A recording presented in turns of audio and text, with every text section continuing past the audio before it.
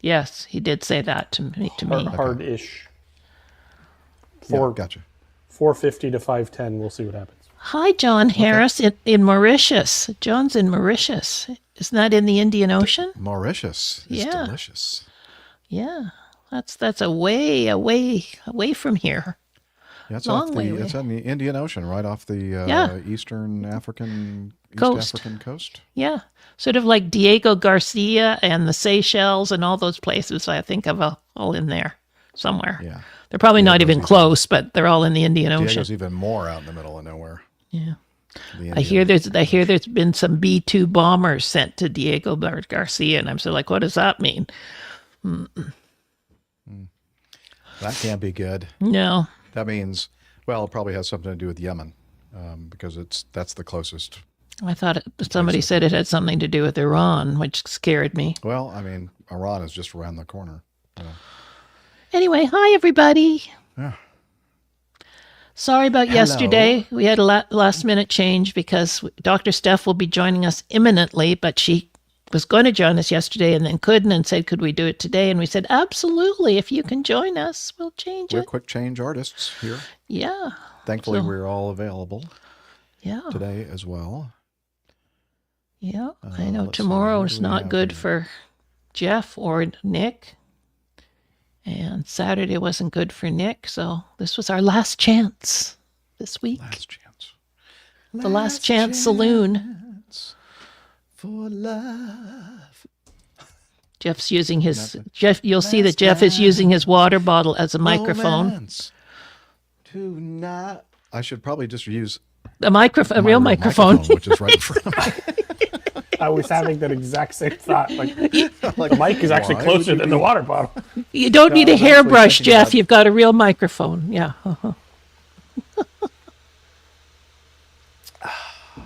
As you know, Jeff, I'm rationing my Topo Chico, but I'm now gone on to a Canadian brand called Montelier from Quebec. How is it? So it's not Topo Chico, but it's okay. Yeah, well, I mean, when I was at Costco, they did not have Topo Chico anymore, so I bought a big Pellegrino? case of San this, Pellegrino, yeah. Pellegrino, Yeah.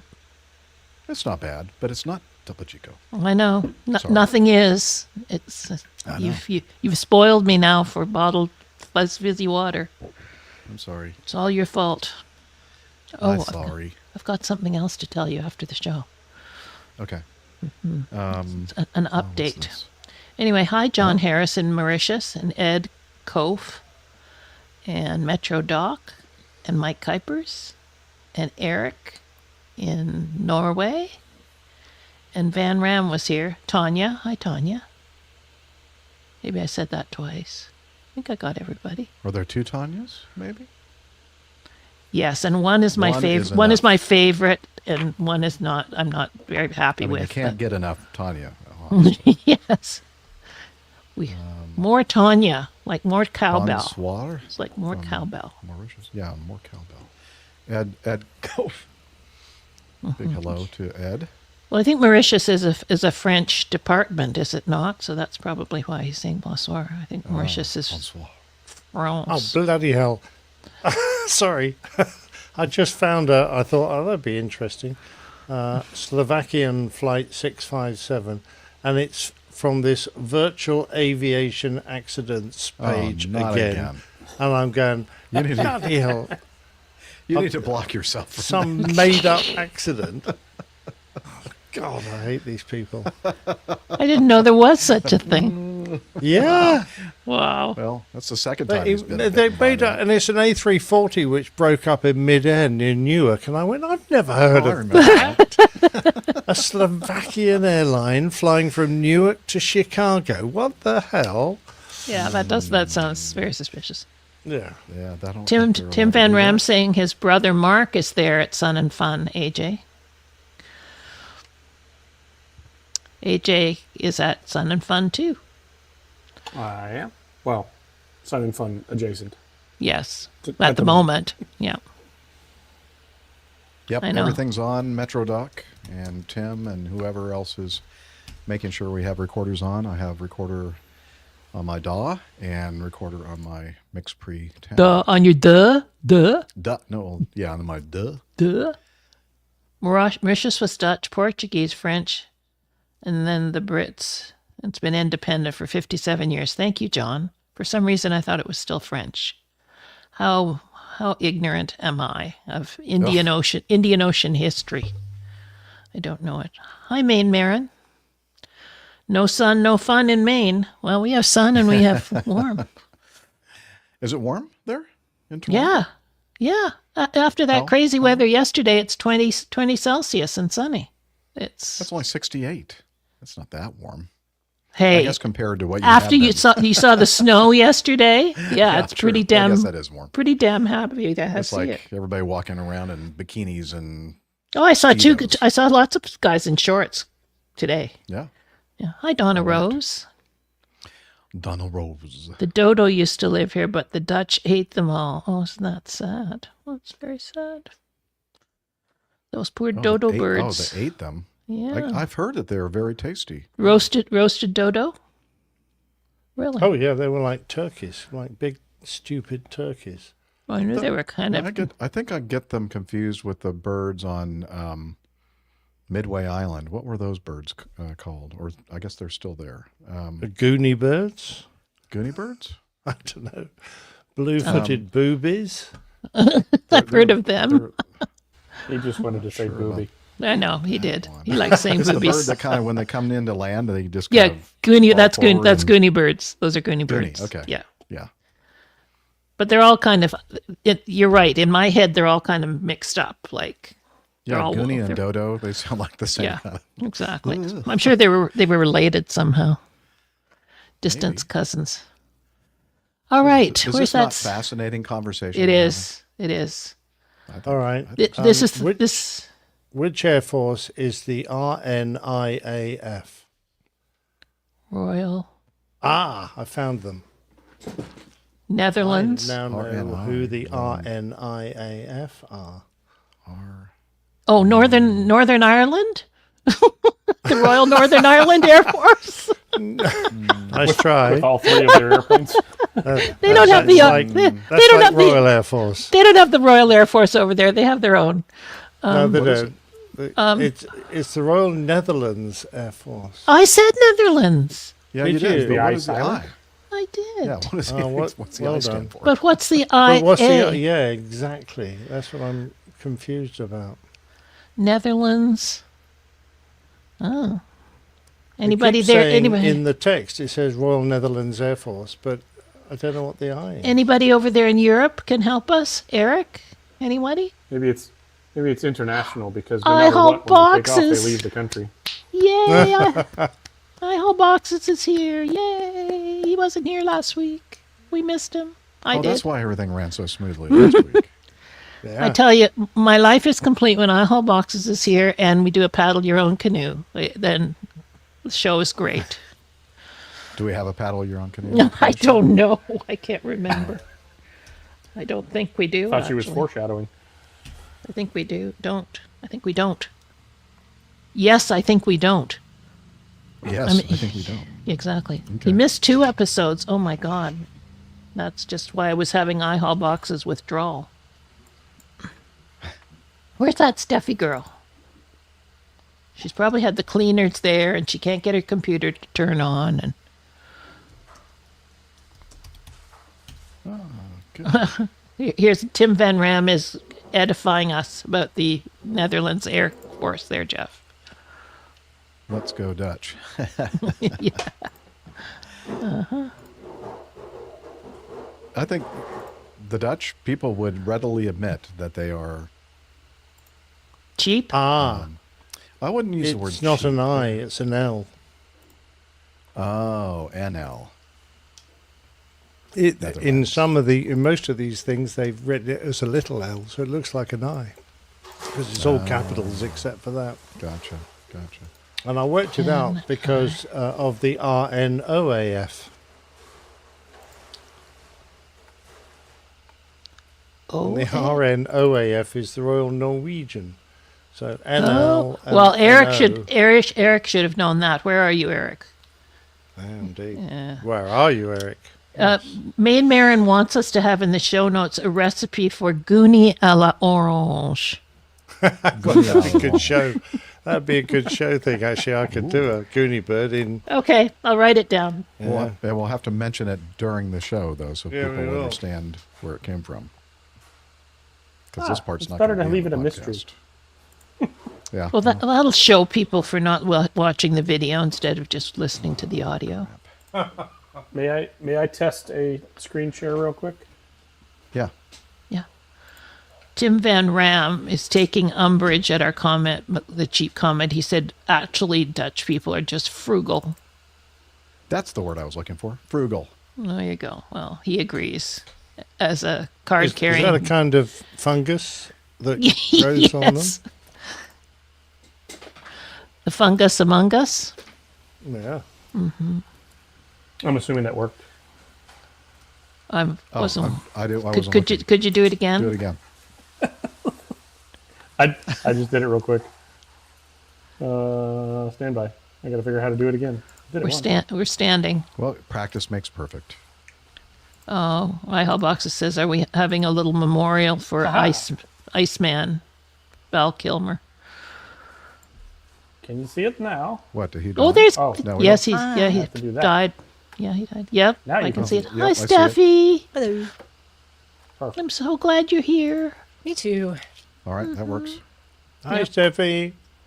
Hi. Sorry, I'm gonna. Yes, Jeff, he passed away. He was only 65. Oh, What was that, like recent? Yeah, yesterday, Yesterday. I think. Yesterday. Oh. 65. Yeah, that's Younger very than me. young. It's way younger than me. Well, This doesn't make you know, sense at all. honoring Iceman, Captain Nick was icing his knee before the show, so maybe that's Oh, sort yeah. of He was that's the way taking he his was own way. honoring him. Yeah. Yeah. And I don't think Steph is on Unity yet.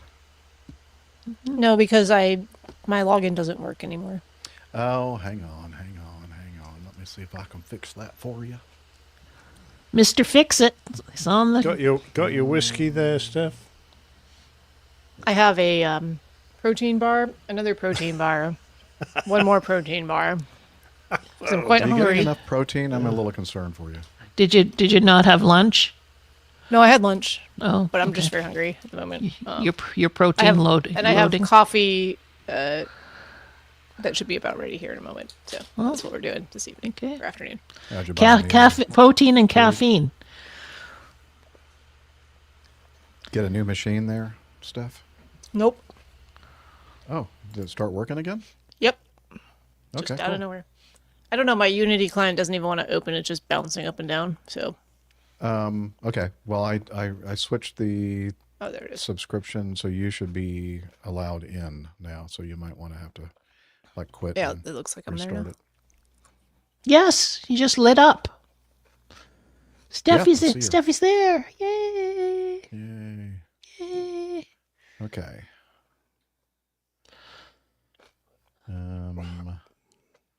What else do we want to say?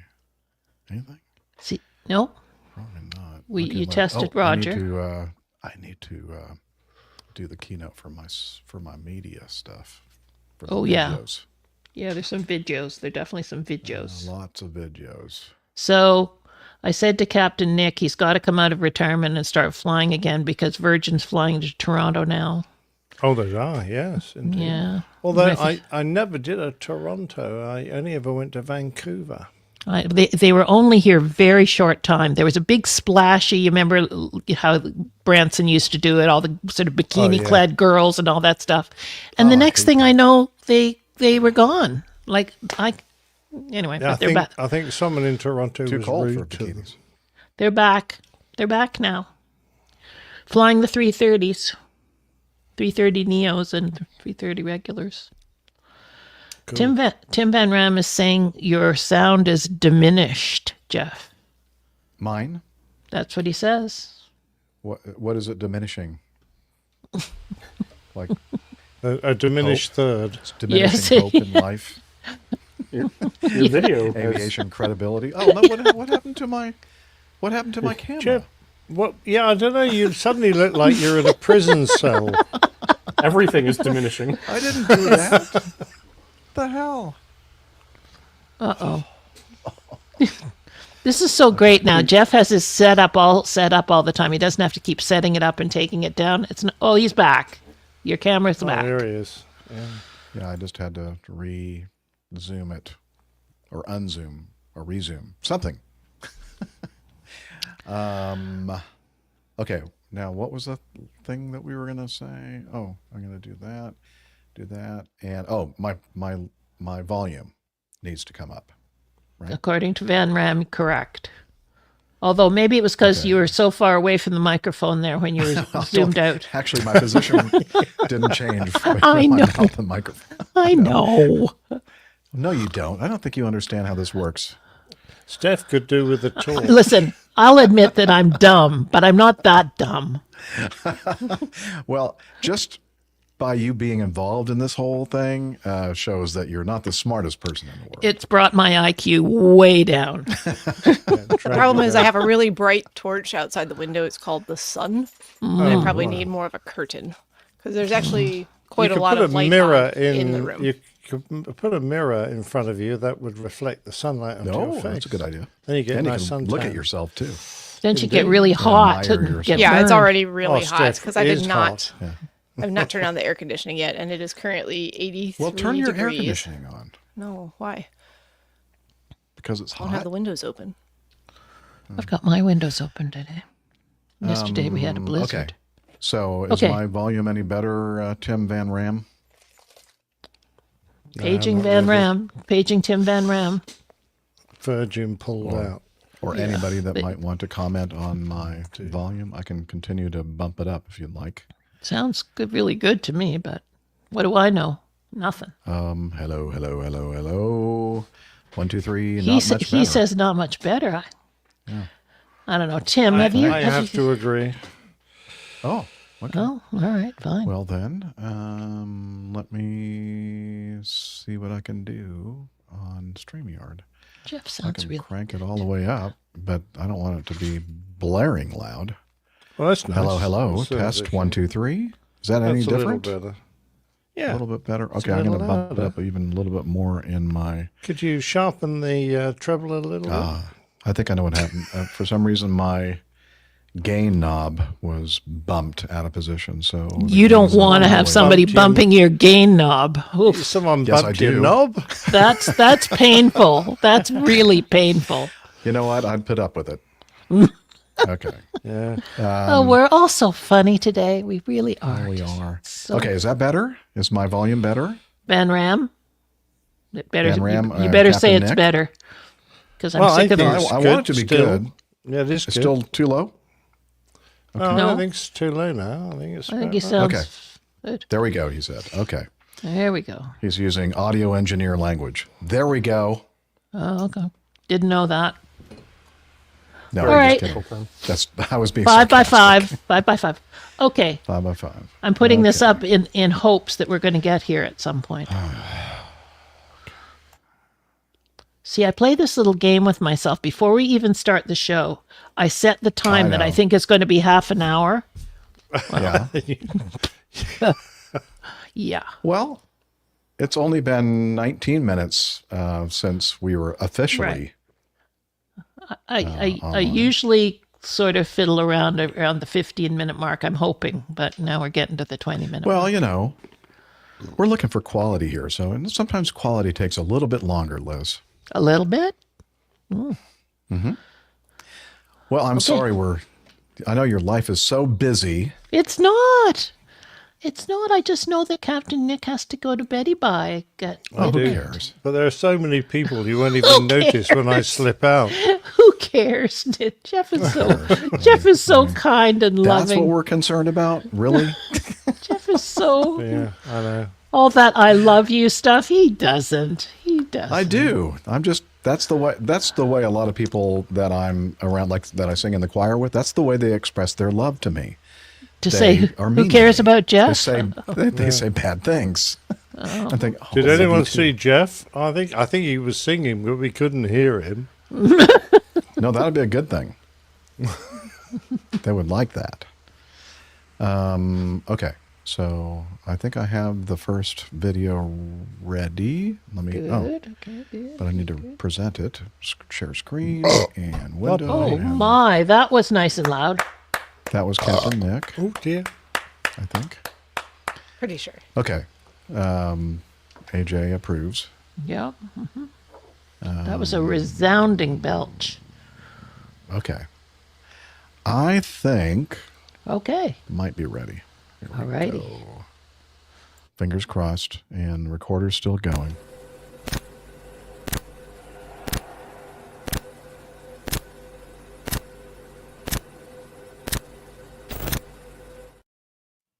You're listening to the Airline Pilot Guy Show. The view from our side of the cockpit door. WAPG. It's the Airline Pilot Guy. Airline Pilot Guy, episode 657. Yeah, he's up in the sky. It's the Airline Pilot Guy. Hello, you're listening to the Airline Pilot Guy Show, the view from our side of the cockpit door, with your host, Captain Jeff, broadcasting live from APG headquarters in Roswell, Georgia.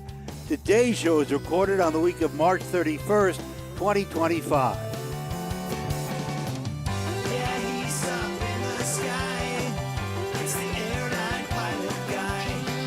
Get your light and he's flying by. With the Airline Pilot Guy.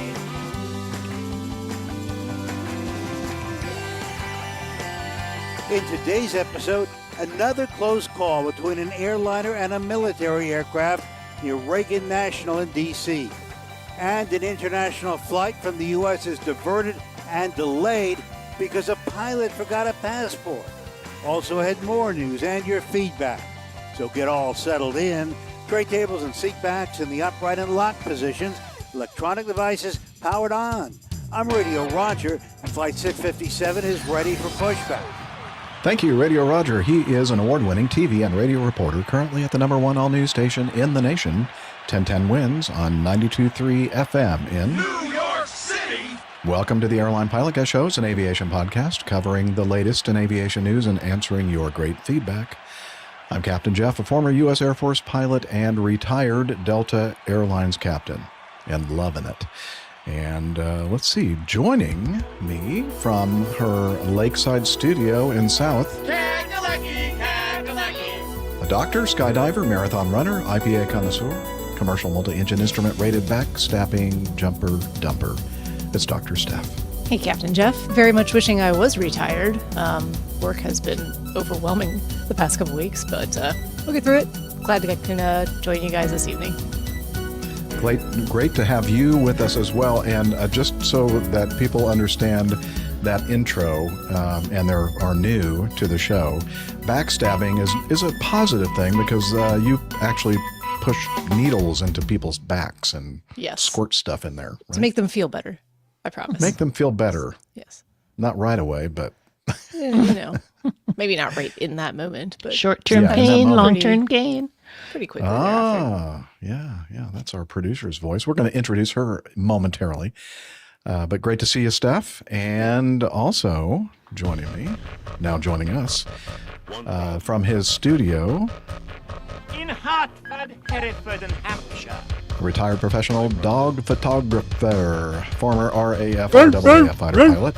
There we go. Yeah, he's taking pictures as we speak.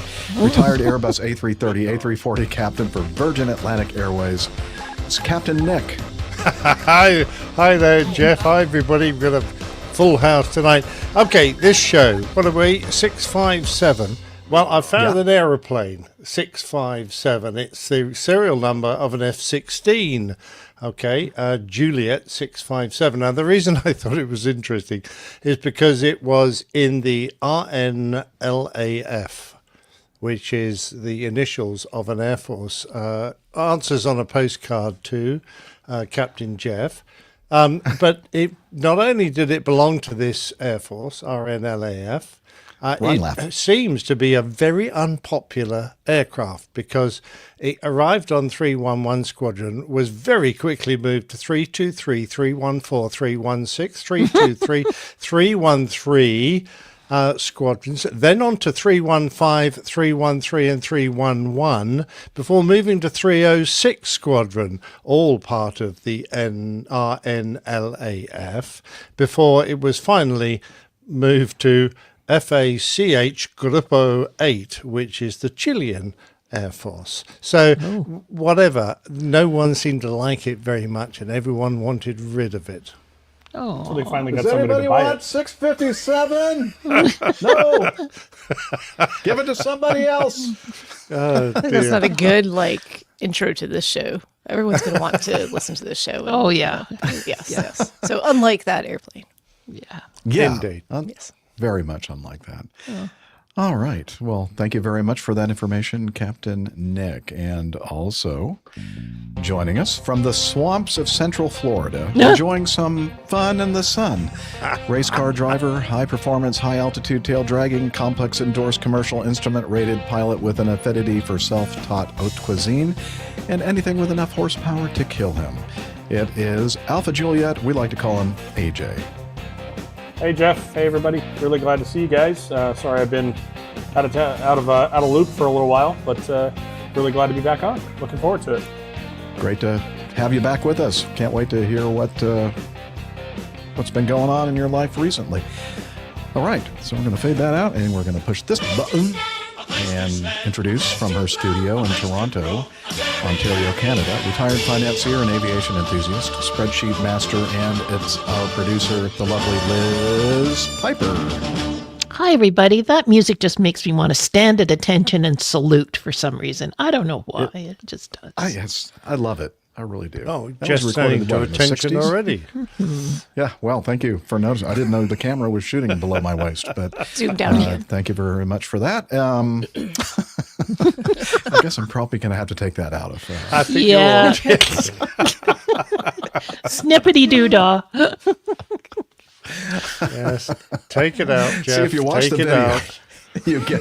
you get to hear some Bonus content. bonus content or bone Bone something near content. Pronounce that however you would like. Bonus. French. Okay. I need a I think beer. it's almost Okay. time for the news, don't you think? I think you're right, Liz. Okay. So let me Lord for that. push this Goodbye, button. She cut herself off again. She couldn't wait to get out of it. She was like, Bye, "See everybody. you guys." Say it again. Wait. Go back. Bye, everybody. Bye, Liz. Got it. Nailed it.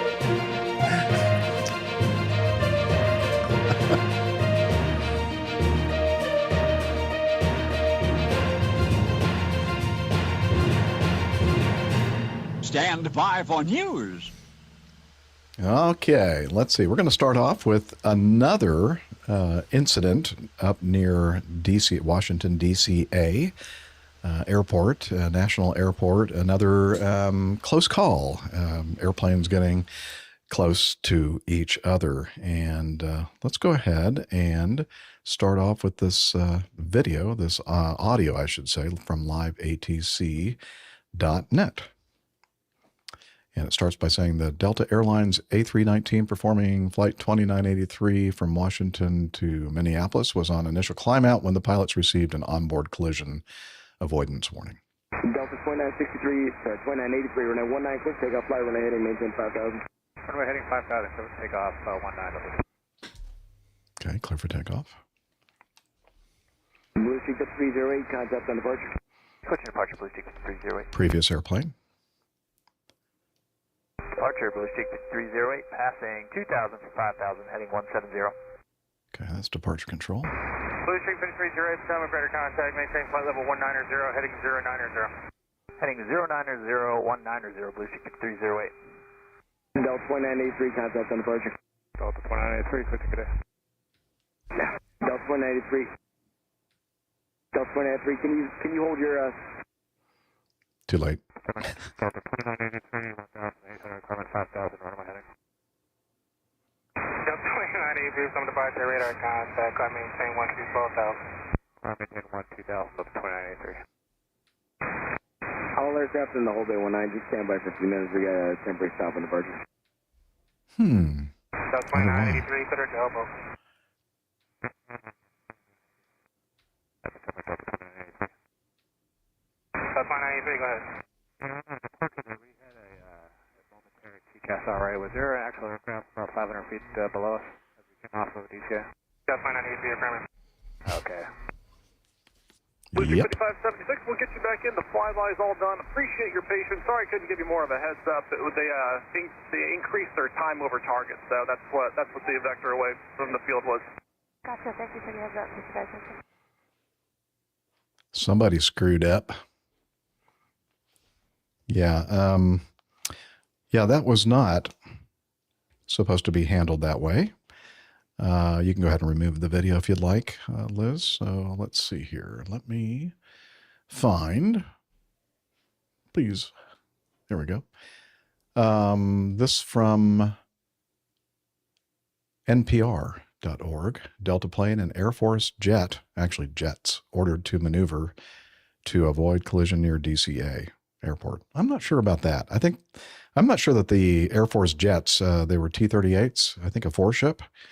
Performing, there were T-38 Talons en route to Arlington National Cemetery. Pardon me? Talons Douglas, yes, I'm sure. No, it wasn't the Douglas variant. No. Let's see. So they were headed for a flyover over Arlington National Cemetery. And to get there, coming from the south, you kind of have to go like pretty much almost over the top of DCA. Arlington National is very close to that airport.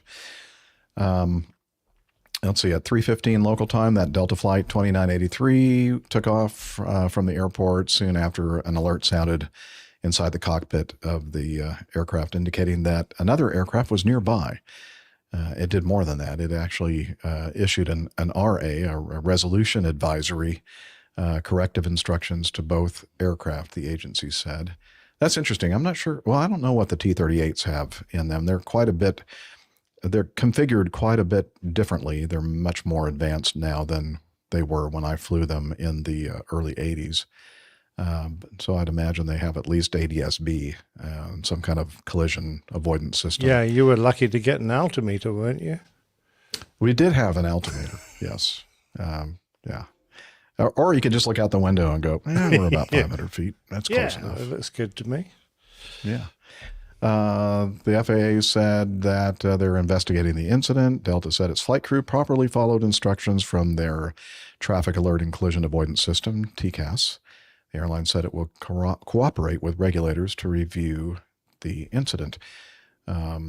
Let's see. And of course, they mentioned that this incident comes nearly 2 months after an American Airlines jet and an Army Black Hawk helicopter collided outside of DCA airport, killing 67 people. In this case, it didn't involve a helicopter. It was the flight. So I don't know about you. It sounds to me like this caught them a little off guard, the ATC folks, when the time over target was updated and moved forward in time. And somebody maybe forgot to tell the people in the control tower at DCA and Potomac Approach Control that, sorry, just had a little something going on my back there on my side. Do you need some backstabbing? I do. No, it's on the side, not the back. So we're good. I'm on my way. I'll be there in 4 hours.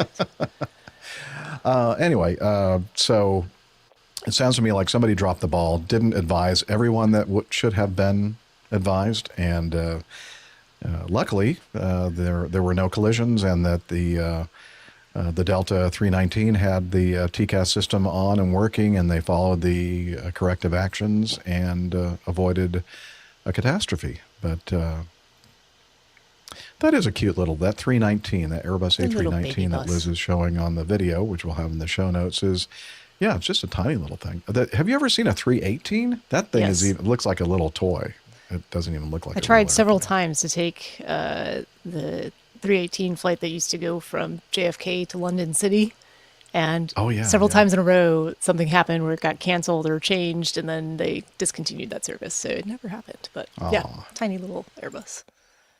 Yeah, and I Baby think bus. that's the airplane that Delta uses now, the only one that Delta uses to go from Atlanta to, what is it called? One of the Keys, Key West. It has a very short runway. And so that's the airplane now.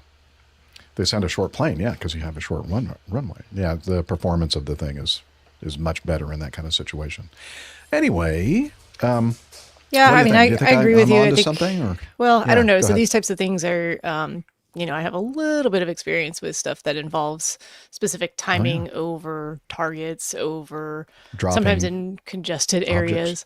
Yeah, and sometimes in congested airspace. I would imagine that the type of preparation and paperwork and coordination that goes into a flyby like this would be similar. I'm not 100% certain, but when we do, parachute demonstration events and things like that, we're very much in contact with the controlling agency.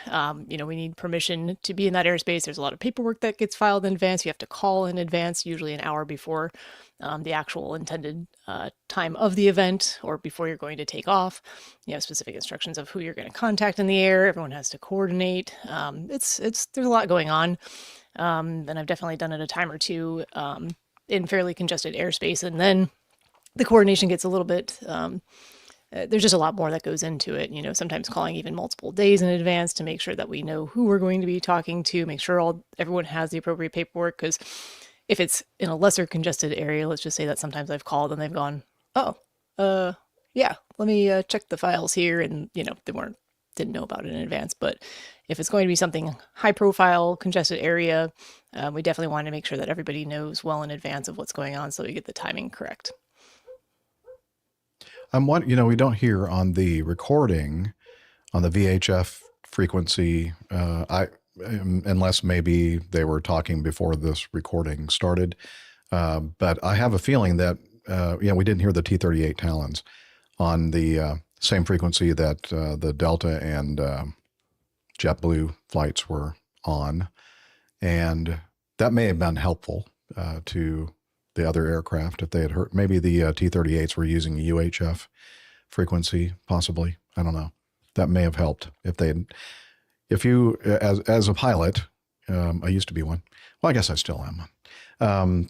Listening to the radio frequencies, that would be interesting and cool to hear, a 4-ship flight about to fly right over or right under you in the case of the Delta jet.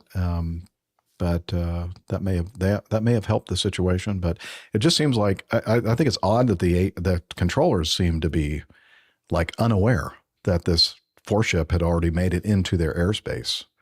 Yeah, I mean, even if the timing changes, that's still pretty highly coordinated. Everybody stays in the loop. So I'm not sure what happened here, but yeah, seems like. Oh, so our producer is telling us that she might know possibly why this happened. The ATC controllers may have been distracted. This from the Daily Mail. 2 air traffic controllers traded punches when a shocking fight erupted inside the tower at Ronald Reagan National Airport. DailyMail.com can exclusively reveal. You're not going to find it anywhere else. The facility is already under massive scrutiny following January's deadly mid-air collision between an American Airlines flight, actually an Endeavor flight on final approach. PSA. No, that was PSA, it was PSA. right? I'm sorry. I was confusing them with another airline on a final approach and an Army helicopter. Trouble flared again Thursday when a pair of on-duty tower controllers got into a blazing argument before one threw a punch at the other, a source tells us. By the time the brawling colleagues were separated, there was blood splattered all over the control console, according to our insider. Yeah, it is dramatic. That kind of paints a picture, doesn't it? The tower would likely have had a supervisor and at least 6 or 7 controllers directing air traffic at the time. I think I said that wrong. The tower would likely have had a supervisor and at least 6 or 7 controllers directing air traffic at the time. The FAA said it's investigating the shocking incident. I've heard of controllers going at it in the parking lot, but this was on a whole new level. Yeah, much higher level. Source told the dailymail.com. The facility is out of control. People are cracking because of what happened in January. Dailymail.com understands that the controllers involved were not working the night that the American Airlines Flight 5342 slammed into the Black Hawk helicopter. Actually, I think it was the other way around, wasn't it? And half a mile short of runway 33. However, they were almost certainly caught up in the aftermath as corpses and wreckage were retrieved from the icy Potomac River, our source explained. All 64 people on board the CRJ 700 regional jet perished, along with the 3-member crew of the helicopter, making it the deadliest aviation accident in recent U.S. history. There was only one controller managing traffic for both helicopters and planes at the same time. Okay, let's get into... okay. Let's go to the update on this in a different article from foxnews.com. An FAA employee charged with assault after an altercation in air traffic control tower at Reagan. Let's see. Damon Marsalis Gaines, 38 years old, was charged with assault and battery in relation to this incident. Politico reported that the suspect works in controller operations. The Metropolitan Washington Airports Authority confirmed the developments to Fox News Digital, explaining that the incident transpired in a control tower on Thursday. The employee is on administrative leave while we investigate the matter. It's unclear what sparked the scuffle. In the previous article, they were talking about the fact that that leadership, according to the source, leadership has not given these people enough support, the air traffic controllers. They never really sent in professionals to make sure that these people were okay mentally, after having had to go through the aftermath of that horrible mid-air collision back in January. So I can imagine that things are tense, yes, in the but control tower. there's nothing really to connect the two incidents. No, Jeff. That it could be that somebody's sleeping with somebody's wife. I mean, well, who knows? That collision may have caused that to happen in some way. I don't know. I mean, seriously, it could have been just. Road rage in the car park or something. But they seem to naturally assume that because there's been a recent mid-air that was bound to be the cause. And I'd say, well, not necessarily. Yeah. On top of that, the baseline stress for controllers right now is through the roof because there's so few controllers. I agree, yeah. Yeah, they've got such a shortage that they're already overworked, period. So, Yep. Yeah, That give the is guys true. a break. It is that's a tough job to begin with when everything is running smoothly, right? Well, now that I'm not flying, it's gotten better Liz, last year. And don't the forget, skies are much friendlier now. yeah. I love you guys too. I know. And RH is no longer a controller, is he? That must have taken a lot of pressure off everybody else in that. That has a lot to do with it. Yeah. But hey, even if you guys don't really express your love to me the way I think it should be, I know that We love you, Captain Jeff. there's some kids over there in England that love me. I do. I play it once an hour on the top of each hour. That's his ringtone. What are you talking about? That's a good idea, actually. Okay, let's move on, shall we, to an incident in Vilnius, Lithuania, that we covered after it occurred. This is from the Aviation Herald. It's an update. A kind of an interim report. I don't know if it's technically a preliminary. It's a little short update on, just to remind you, it was the DHL livery 737, I think 400, dash 400. Yep. On behalf of DHL. They were performing a flight from Leipzig, Germany to Vilnius, Lithuania, for crew. So they had the two pilots and then two jump seaters. They said they're not sure yet, based on the information that's been released, whether or not they were in the cockpit or not. But there were two other off-duty crew, and I don't even think they were all from the same airline. But anyway, they're basically catching a ride, I think, to Vilnius. They were on final approach, ILS approach to Vilnius's runway 19, maintaining routine communication. ATC handed them off to tower about 4 nautical miles before the runway threshold. And also, just a reminder, everything was kind of really rushed. They were going much faster than normal. They kind of overshot the final. They were clearly behind the airplane. They were fast, too much energy, etc. There was a lot of, it was not a stable approach. And so when they were told to transfer to tower frequency, then something happened there that they dropped the frequency. They couldn't figure out the correct one to use for tower. So there's some more distraction in there. You have all the energy and you're fast and you're trying to get the airplane slowed down enough so you can configure. And they did have the gear down. Yeah, the Funyuns were definitely lining up for sure. Oh, that reminds me. I don't think we've covered the dude that came up with the actual Swiss cheese. It's in the show today. Awesome. Okay. So we're gonna talk about. Okay. Anyway, on March 26th, 2025, Lithuania's General Prosecution Office stated, that always makes me nervous. Prosecution stated that the accident likely happened due to a disabled hydraulic system responsible for deploying flaps, according to preliminary investigation results. Oh, I guess this is a prelim then.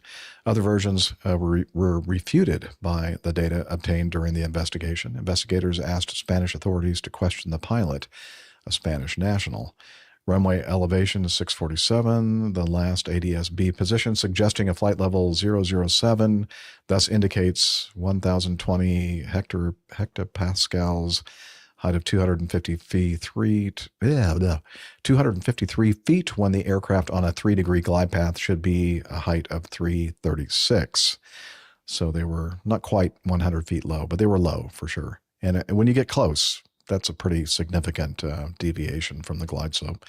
Yeah. Elevation at that point of first impact is 675 feet MSL. The ADS-B data suggest an average rate of descent of 972 feet per minute at an average speed of 149 knots over the ground at impact. So the other thing, and I'm getting this information not necessarily from the Aviation Herald article, but this fine video that Juan Brown, Blanca Lirio channel, which I'll have a link to in the show notes, goes over some of the data from this preliminary report, he's calling it, where it looks like the electric or the hydraulic pumps I think they were the engine hydraulic pumps, were in the off position, and they're thinking that they were in descending in, flying through icing conditions, and the captain, who was the pilot monitoring, reached up to turn on the anti-icing switches for the engines, and instead turned off the hydraulic switches. And that's the reason why the thing wasn't configured with flaps at all, because those would be required to be on. Were required to be on to move the flaps out of the fully up position. So you have an airplane coming down this glide slope, it's very fast, and then you're trying to slow the airplane down, and that was one of the reasons they're surmising why they couldn't slow down, because they didn't have any drag from the flaps, and they just got to a position where they just lost control of the jet very close to the ground. What's the pilot flying doing, configuring his own airplane? Should be. I thought you said pilot monitor. The captain was the pilot. I think I don't think he was. I think it was pilot monitoring, the captain that was doing the switch thing. Yeah. Fair enough. But I'm not sure. In the update, they said the investigators in Lithuania were asking the Spanish authorities to question the pilot. So it must have been the pilot that survived, because one of them did not survive. Yeah, we just don't know which one it was that survived. I don't know. As I said, one goes over in a lot more detail than Simon did in his Aviation Herald article and update. But we're going to keep our eyes on that. I'm sure that soon we'll be, or hopefully soon, we'll be seeing more information about this, more detailed information regarding this. So I I'm think not sure if you've generally sorted it, Jeff. I think it's a rushed approach and mistakes were made. So, yep. It's never good. You know, anytime you get yourself into that situation where you're way behind the jet, it's so hard to say, you know what, this is not working. Let's just stop this. Yeah. Go ahead and, clean up and start climbing and getting away from it. Yeah. Okay. I think that's a great idea. Which one do you say? D, E, and F. What is this? My darn Evernote keeps switching the. Mine is doing exactly the same, Jeff. The heck? Keeps flipping. Yeah, mine's doing the same thing too. I just left it at the bottom now. Is this a bug or a feature? Well, I turned it I switched it back around, and then 2 minutes later, it turned it back around again. Yeah, I know. I've already done it once today. Okay. It doesn't want us to go top to bottom. Mine works fine. Ah, shut up. I know, because you're on Windows. It's the Mac version that's screwed up. Yeah. Somebody over there at Evernote doesn't like the Mac guys. D. Yes, ma'am. Okay. This one, I do have some video. Okay.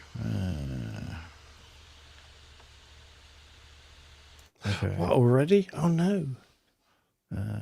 Is this the Minneapolis? Yeah. Okay. I think I'll start by setting it up a little bit. Okay, this next one is from foxnews.com. Up in Minneapolis, a plane crash near Minneapolis sends home up in flames with no survivors on board. This is from Fox News. Dramatic video captured the aftermath of a home being engulfed in flames. Yeah, actually, there was some Ring video that captured the actual airplane coming down. It's toward the end of this little clip here, so let me go ahead and hit play. Go ahead, Liz. Okay. All right. You see a swing blowing in the wind. And just toward the right side of the frame, you'll see right now an airplane basically descending straight down, nose first, and in a bit of a spiral, I would say. I will, yeah. Let me get over here to. Pardon me. It's the top right No. of the video. Oh, The here, pine I can do trees, it yeah. from. So on my end here, you can see my cursor. It's like in this area right in here. That's where you're going to be wanting to look. Oops. There we go. Okay. And I'm going to hit play again. And so we're looking above that car in the foreground and above the trees in that little gap.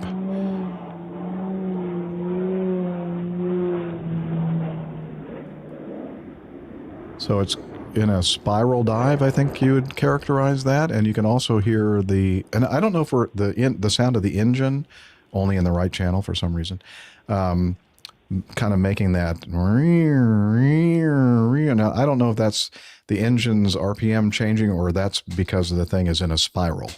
That's probably more likely the reason why we're hearing it kind of surging. But I don't know. Not sure how that all works, but I think it's the Doppler effect or whatever. And then, of course, there's some video of the aftermath that crashed into a house. And so here's some video taken of the house on fire. Yeah, one person was in the home and was able to get out and was not, I guess, not injured at all. Yeah. Okay. So it's, I'd say it's heavily engulfed in flames. And so basically this is it just going to go on, and the fire trucks show up and the police, but this obviously is very, very soon after the impact with the home, and was rapidly being engulfed in flames.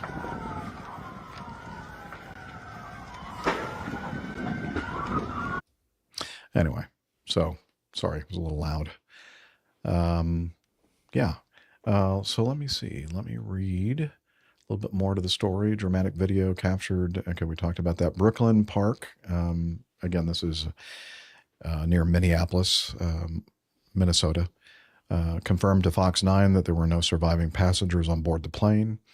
A spokesperson for the Federal Aviation Administration confirmed to Fox News Digital that just before 12:30 p.m., a Cicada TMB-7 crashed in a residential area in Brooklyn Park. We do not yet know how many people were on board, adding that the FAA and the National Transportation Safety Board will continue to investigate the crash. The plane departed from Des Moines International Airport in Iowa and was headed to the Anoka County Blaine Airport in Minneapolis. Local police told the outlet that no one inside the home was injured. An update is that Terry Dolan, the vice chair of U.S. Bank, is believed to have been on the small plane that crashed in Brooklyn Park. A spokesperson for the U.S. Bank said the plane was registered to Dolan, who was also the company's chief administration officer. There were no survivors on the aircraft. He said it was not clear how many people were on board. According to FlightAware, the single-prop plane flew from Naples, Florida, and stopped in Des Moines at around 10:30 a.m. The plane took off 45 minutes later. The Cicada TBM 700 left Des Moines at 11:12 in the morning and was scheduled to land in Blaine sometime between 12:11 and 12:28. The plane crashed 6 minutes before its scheduled landing time. So it was awfully close, and that's all we have.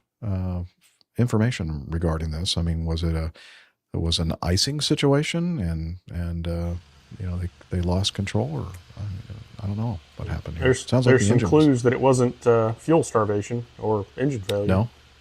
Yeah, exactly. We know that for sure.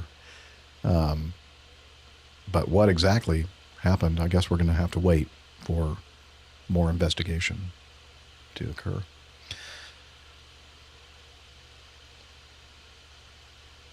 The TBM-7's not the fastest of that family, but it is a pretty high performance aircraft. It's a turboprop single engine.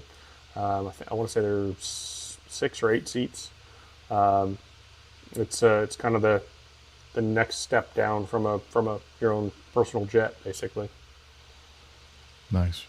Well, speaking of high performance, turboprops, or in this case, probably not a turboprop, but a propeller-driven aircraft. AJ, since you're going to have to leave us here very shortly, we're going to do a quick getting to know us update on what you're up to. Obviously, you're not in the normal setting in your home in the forests of suburban Atlanta.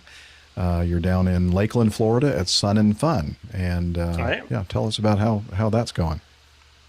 Oh yeah, tons of fun and lots of sun. The temperature every day this week, the high has started with a number 9. For Nick, that starts with a high 3. So it was very hot all week. And Liz, I'm sorry. It's just been very, very hot, but it's been absolutely gorgeous weather. For many, many years, any trip that I took to Florida was always bookended or split by a giant rainstorm. And I've been here since Monday, and I'm probably jinxing it, but we haven't seen any rain at all. So it's been absolutely gorgeous. Pretty good show. Lots of performances happening. We got to see the smaller of the 2 night air shows last night. So that was pretty incredible. Give me half a second here. I wasn't prepared, so I've got my got some pictures I can put up for those joining us on the YouTubes.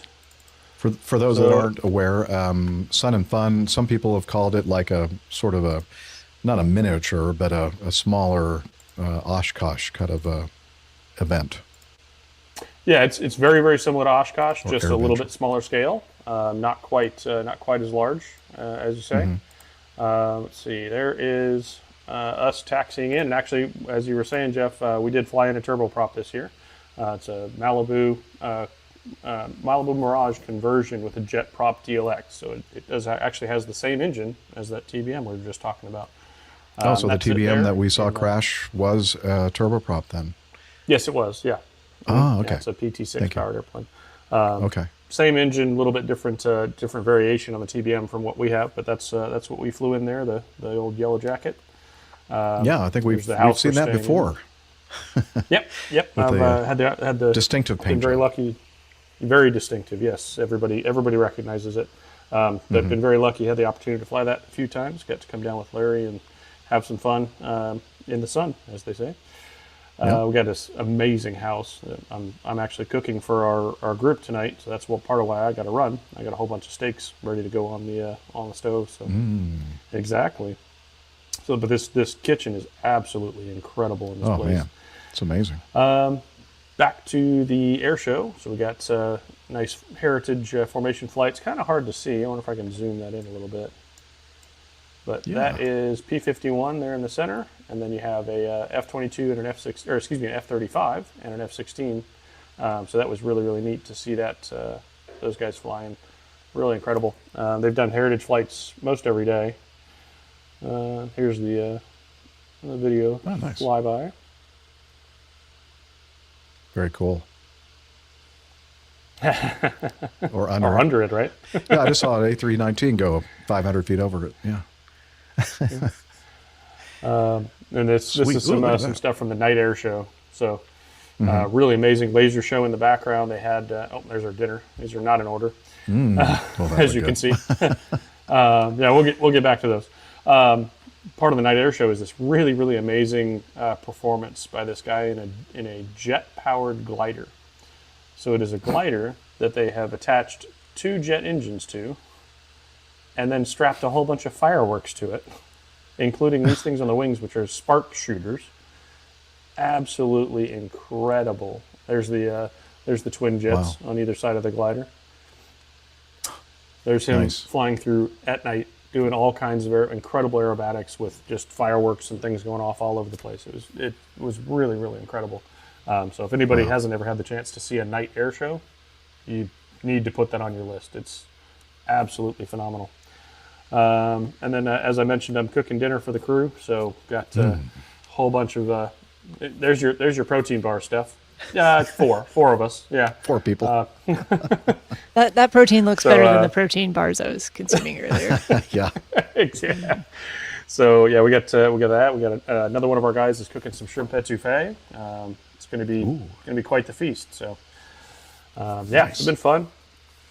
Yeah, it's the idea. And then I've got looking great. Last weekend, I actually got to go and do a really neat event with Bonanzas and do some formation flying. And a friend of mine, this was his first ever experience to do formation flying, and he wants to be part of an event called the Bonanzas to Oshkosh, where they fly 130 or 140 Bonanzas all in formation to a mass arrival into Oshkosh. Wow. Really, really cool event. What can possibly go wrong? You have to exactly. Well, so the Bonanzas do it. The Moonies do it. They have their own mass arrival. The Cirruses do it, but theirs is easy because they just come down on parachutes. The Cessnas to Osh also has a mass arrival. But Bonanzas is a really, really well put together program. Absolutely awesome to get to be a part of it. We had our TCAS going off, which I thought was kind of funny the whole time. It's kind of a little blurry, but you guys can see that. Yeah. So traffic. The airplane was upset that there was another airplane right there. And got to do some element landings and things like that. It was a little quick video. I can speed it up a little bit. But actual, simultaneous on the same runway formation landing. And this is the pilot in this airplane is my friend. This is his first time ever doing anything like this, and he's got a safety pilot in the right seat. That we're doing some training and some learning. But it was absolutely incredible to watch him go through the process and learn all of the ins and outs of formation flying and stuff. So that was a fun, very fun event.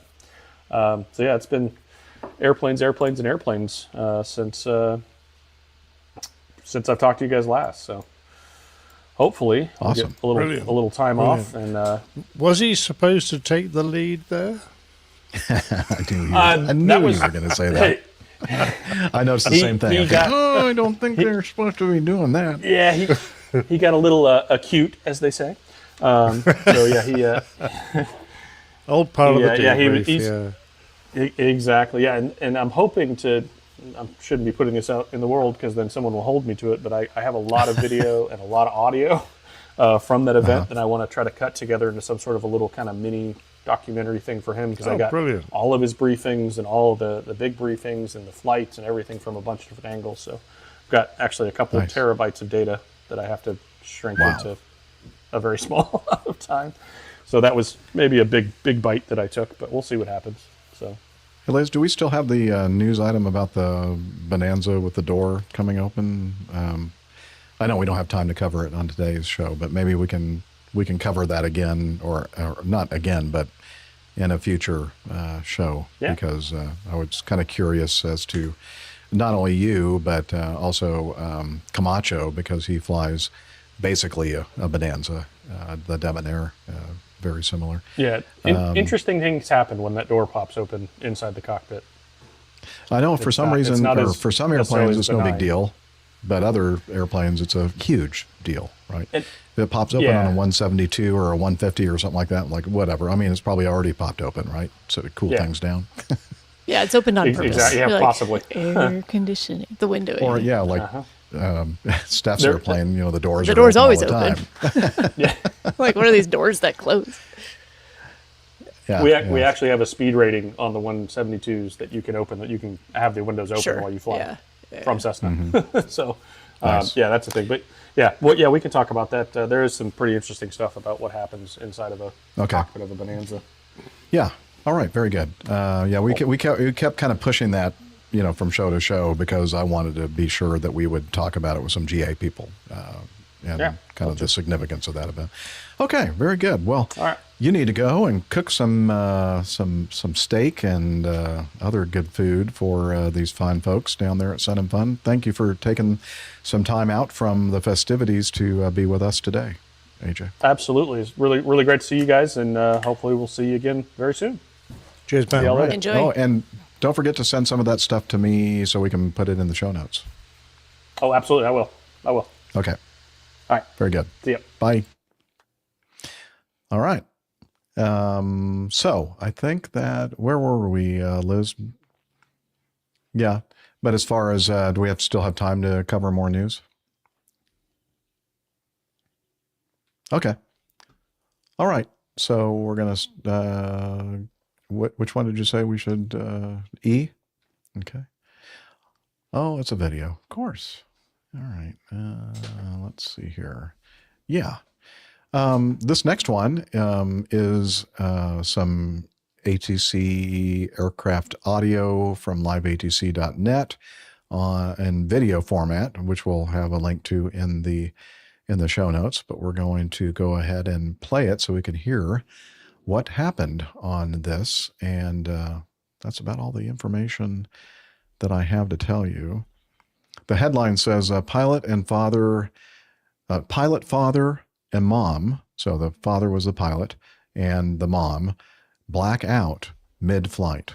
The air traffic controllers guide the daughter to safe landing. So, I gave away the ending.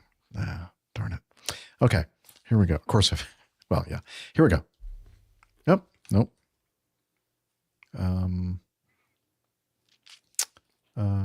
It's I hit the wrong button, I think.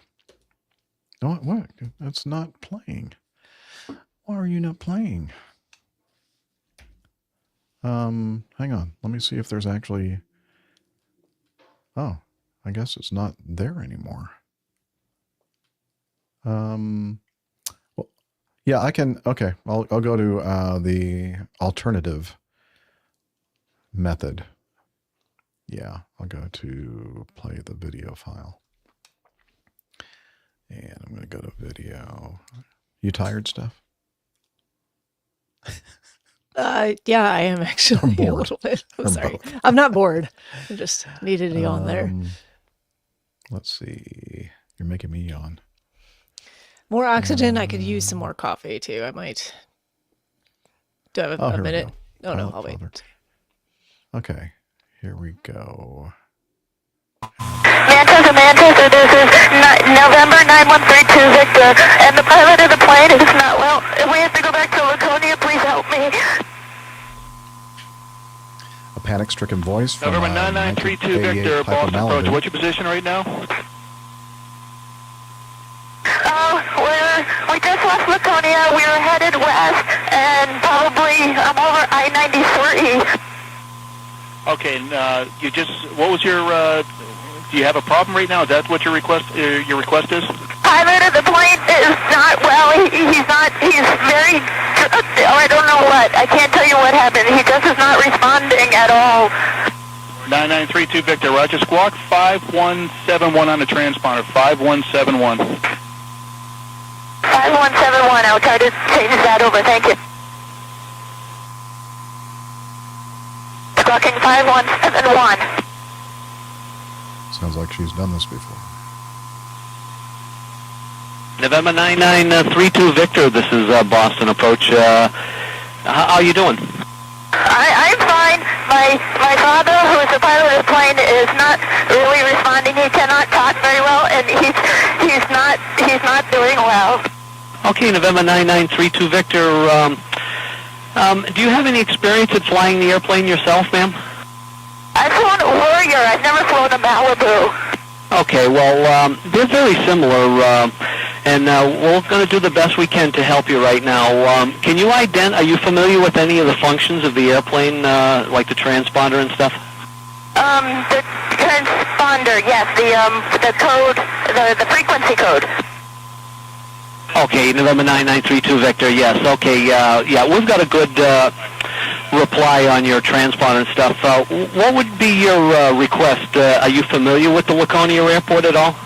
Yes, I just took off from the Laconia Airport, and I'm actually not too far away from it. I'm way too high right now, but I need to get on the plane, on the floor, and I need an ambulance to meet us there.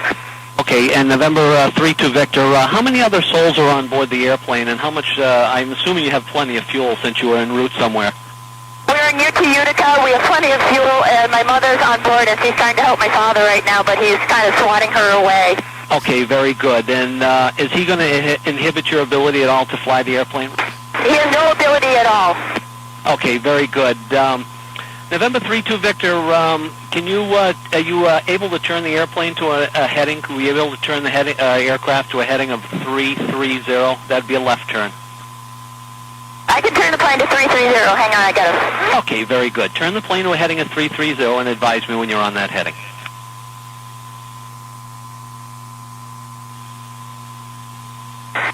I think I'm about 330. Sorry, this code, hang on. Okay, November 32 Victor, that's fine. Just advise me on that heading, and I don't know how familiar you are with the airplane, but do you know how to slow the airplane up, reduce the throttle settings and prepare the aircraft for landing? No, no, I have not flown a plane. I know we've got landing gear that I have to get down. I can see it, but it's going to take me a little bit to go through this. So no, I don't know much about the Malibu. Okay, November 32 Victor. I see that you've made that turn here, so that reassures me that you have control of the airplane. And I'd like you to maintain your present altitude and continue your turn to a heading of 270. I'm going to try to give you a little bit more space so maybe we can work through some of the details of preparing the aircraft for arrival. So turn left to a heading of 270. 270, maintaining altitude. And November 32 Victor, in our effort here to try to ascertain what will be the best thing, do you think that landing at Laconia would be the best thing for you versus some other larger airport? Laconia is long enough to land the plane. It's like over 5,000 feet, so Laconia would be the best, and ambulance to Laconia Hospital would be the best. Okay, very good. We're already speaking with people on the ground as far as arranging an ambulance to arrive at the Laconia Airport. November 32 Victor, do you know where the gear selector knob is? Gear selector knob, no. Okay, the landing gear. Well, first thing is November 32 Victor, there is some traffic out there at your 1 o'clock position and 3 miles. The altitude on the aircraft that is converging with you is 3,700 feet. Okay, I have them on the radar. Okay, November 3-2 Victor. Just keep an eye on that there. And on the instrument panel, generally somewhere around the center of the console, there's a knob. It kind of looks like a, sometimes it looks like a lifesaver. You know, it's kind of round and it has a round edge. You know, the edge, it's like a big circle about 1.5 inches in diameter, and it has the gear selector is attached to that. Is that the landing gear down? Yes, that would be the landing gear down lever. Do you see that? Affirmative. Okay, November 3-2 Victor, can you tell me your altitude? I'm not receiving your mode C at present. I'm at 4,700 feet. Okay, November 3-2 Victor, roger, and turn left heading of 180. Left to 180. And November 3-2 Victor, do you have a good view of the airspeed indicator from your position in the cockpit? Yes, I have a, I have one right in front of me. Okay, very good. Now, you say you're familiar with flying the airplane in the respect that, well, you're not familiar with flying the Malibu, but you have flown a Cherokee in the past, correct?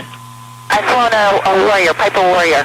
Okay, a Piper Warrior. Okay, one of the things that we're looking at right now is the wind at Laconia is basically out of the west, 290 at 7 and gusting to 16. So the best thing would be to bring you in to the airport from the eastern side and have you arrive to the airport straight into runway 26. Do you concur with that? I concur. That's how we took off. Concur. Okay, very good. Now, one of the things is I want to try to go through is ensure that you have the ability to control the airplane and slow the speed up. You have the throttle control. You understand how that works? Yes, I have the throttle and the prop RPM in the mixture. Okay, November 3-2 Victor. And at present, it looks like you're eastbound. If you would, could you fly heading a 090? 090.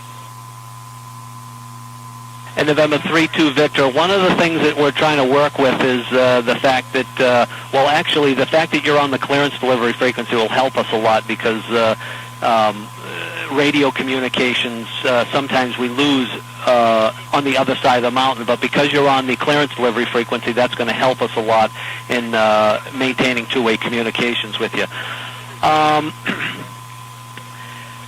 Continue on heading a 090. This is a vector for a downwind for runway 26 at Laconia. Okay, continuing for downwind 26, Laconia. And November 3-2 Victor, that previous issued target is still out there. He's at your 11 o'clock now. Can you try 52687 again, to me? And a half. It's southeastbound. Altitude indicates 3,100. It'll be passing beneath you. Okay, I'm on the radar, but I haven't spotted him, but I'll keep an eye out for him. Thank you. And November 3-2 Victor, as far as extending the landing gear and flying the airplane, would you like to try to practice that before we set you up for arrival at Laconia? Yeah, well, I think once I get into, I think I'm down at landing gear where I can put it down and leave it down. Okay, November 3-2 Victor, so you would like to extend the landing gear at this point and just continue flying the airplane with the gear extended? That's affirmative. Okay, November 3-2 Victor, roger. Why don't you extend the landing gear now and just give me advised when you have 3 green light indications. Well, I have 3 green lights, so the landing gear he must not have put up the landing gear to begin with. So I have 3 green lights right now, left and right. Oh, okay, very good. So you're flying the airplane with the gear extended. Okay, very good. And as far as operating the throttle, this particular model, this is not a turbine aircraft, is it? It's a regular gas engine? Regular gas engine, yes. Okay, very good. Well, you're doing good, flying heading a 090. I'm going to continue you on that heading for probably a few more miles. I'm trying to work several different issues here as far as our radar coverage, and I want to ensure that you have a good visual on the airport before allow you to descend down any further. I need to get down too. My mother is, something's really weird. I mean, she's flopping over like a doll now. I got two of them that are both of them are flopping over. And November 3-2 Victor, what was that last part you said? My mother is also not responding to me. Okay, very good. November 3-2 Victor, turn left to a heading of 060. 060. And November 3-2 Victor, can you open some kind of window in the airplane? I don't know if you're suffering from some type of carbon monoxide poisoning in the aircraft. Hang on a moment. Yeah, open some kind of vent. Open the side vent or something. Both side vents are open. Okay, the side vents are open. Okay, thank you. And November 3-2 Victor, are you able to descend the airplane down to 4,000 feet?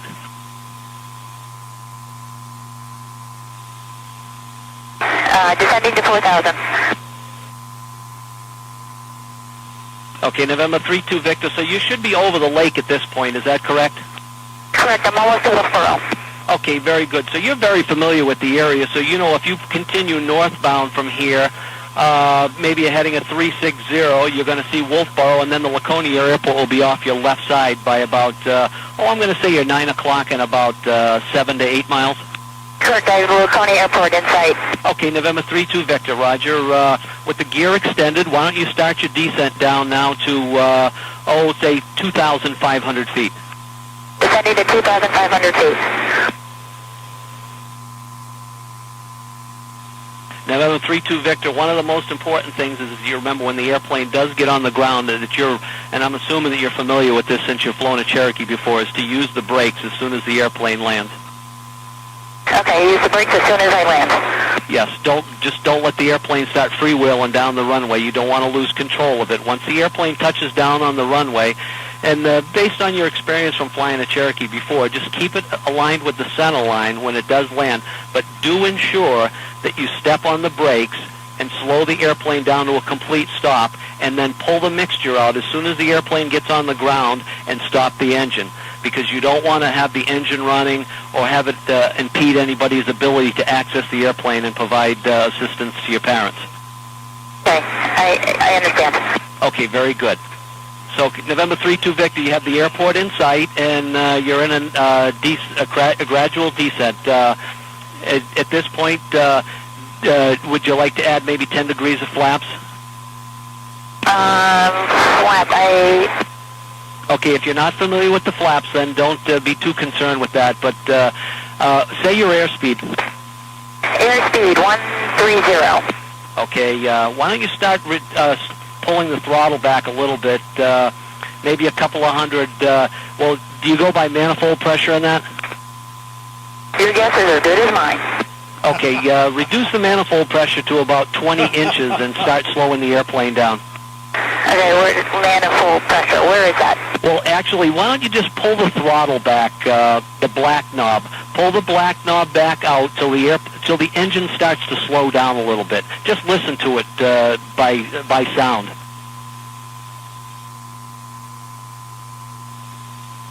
Airspeed down to 120. Okay, very good. Just pull the throttle back a little bit more and start slowing the airplane.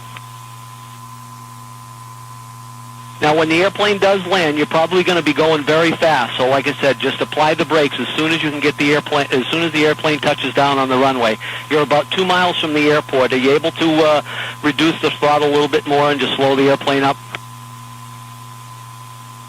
All right, I'm almost at minimal throttle here. Okay. Well, just if the airplane starts to, you want to keep a good look on the airspeed indicator. You don't want to slow down too much because you don't want to stall the airplane, but you do want to try to slow it down the best you can so when it gets on the ground, you're not going way too fast. You know what the landing speed is for this plane? I have no idea what the landing speed is, but I wouldn't slow any slower than 100 knots. Okay, no slower than 100 knots. And just so you know, everyone there is awaiting your arrival. Thank you. And 3-2 Victor, how far are you from the runway right now? It's in sight. Maybe half a mile. Okay, very good. So you're lined up with the runway. You've got your hand on the throttle. Just pull the power back a little bit more if you need to slow the airplane up. Just line it up with the center line of the runway. How is your altitude looking? I'm at 170 and descending.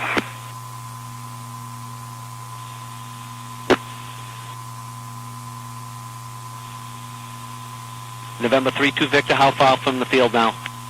Couple hundred yards. Okay, just advise me when you're on the ground. On the ground. And November 32 Victor, and apply the brakes. Have you come to a complete stop?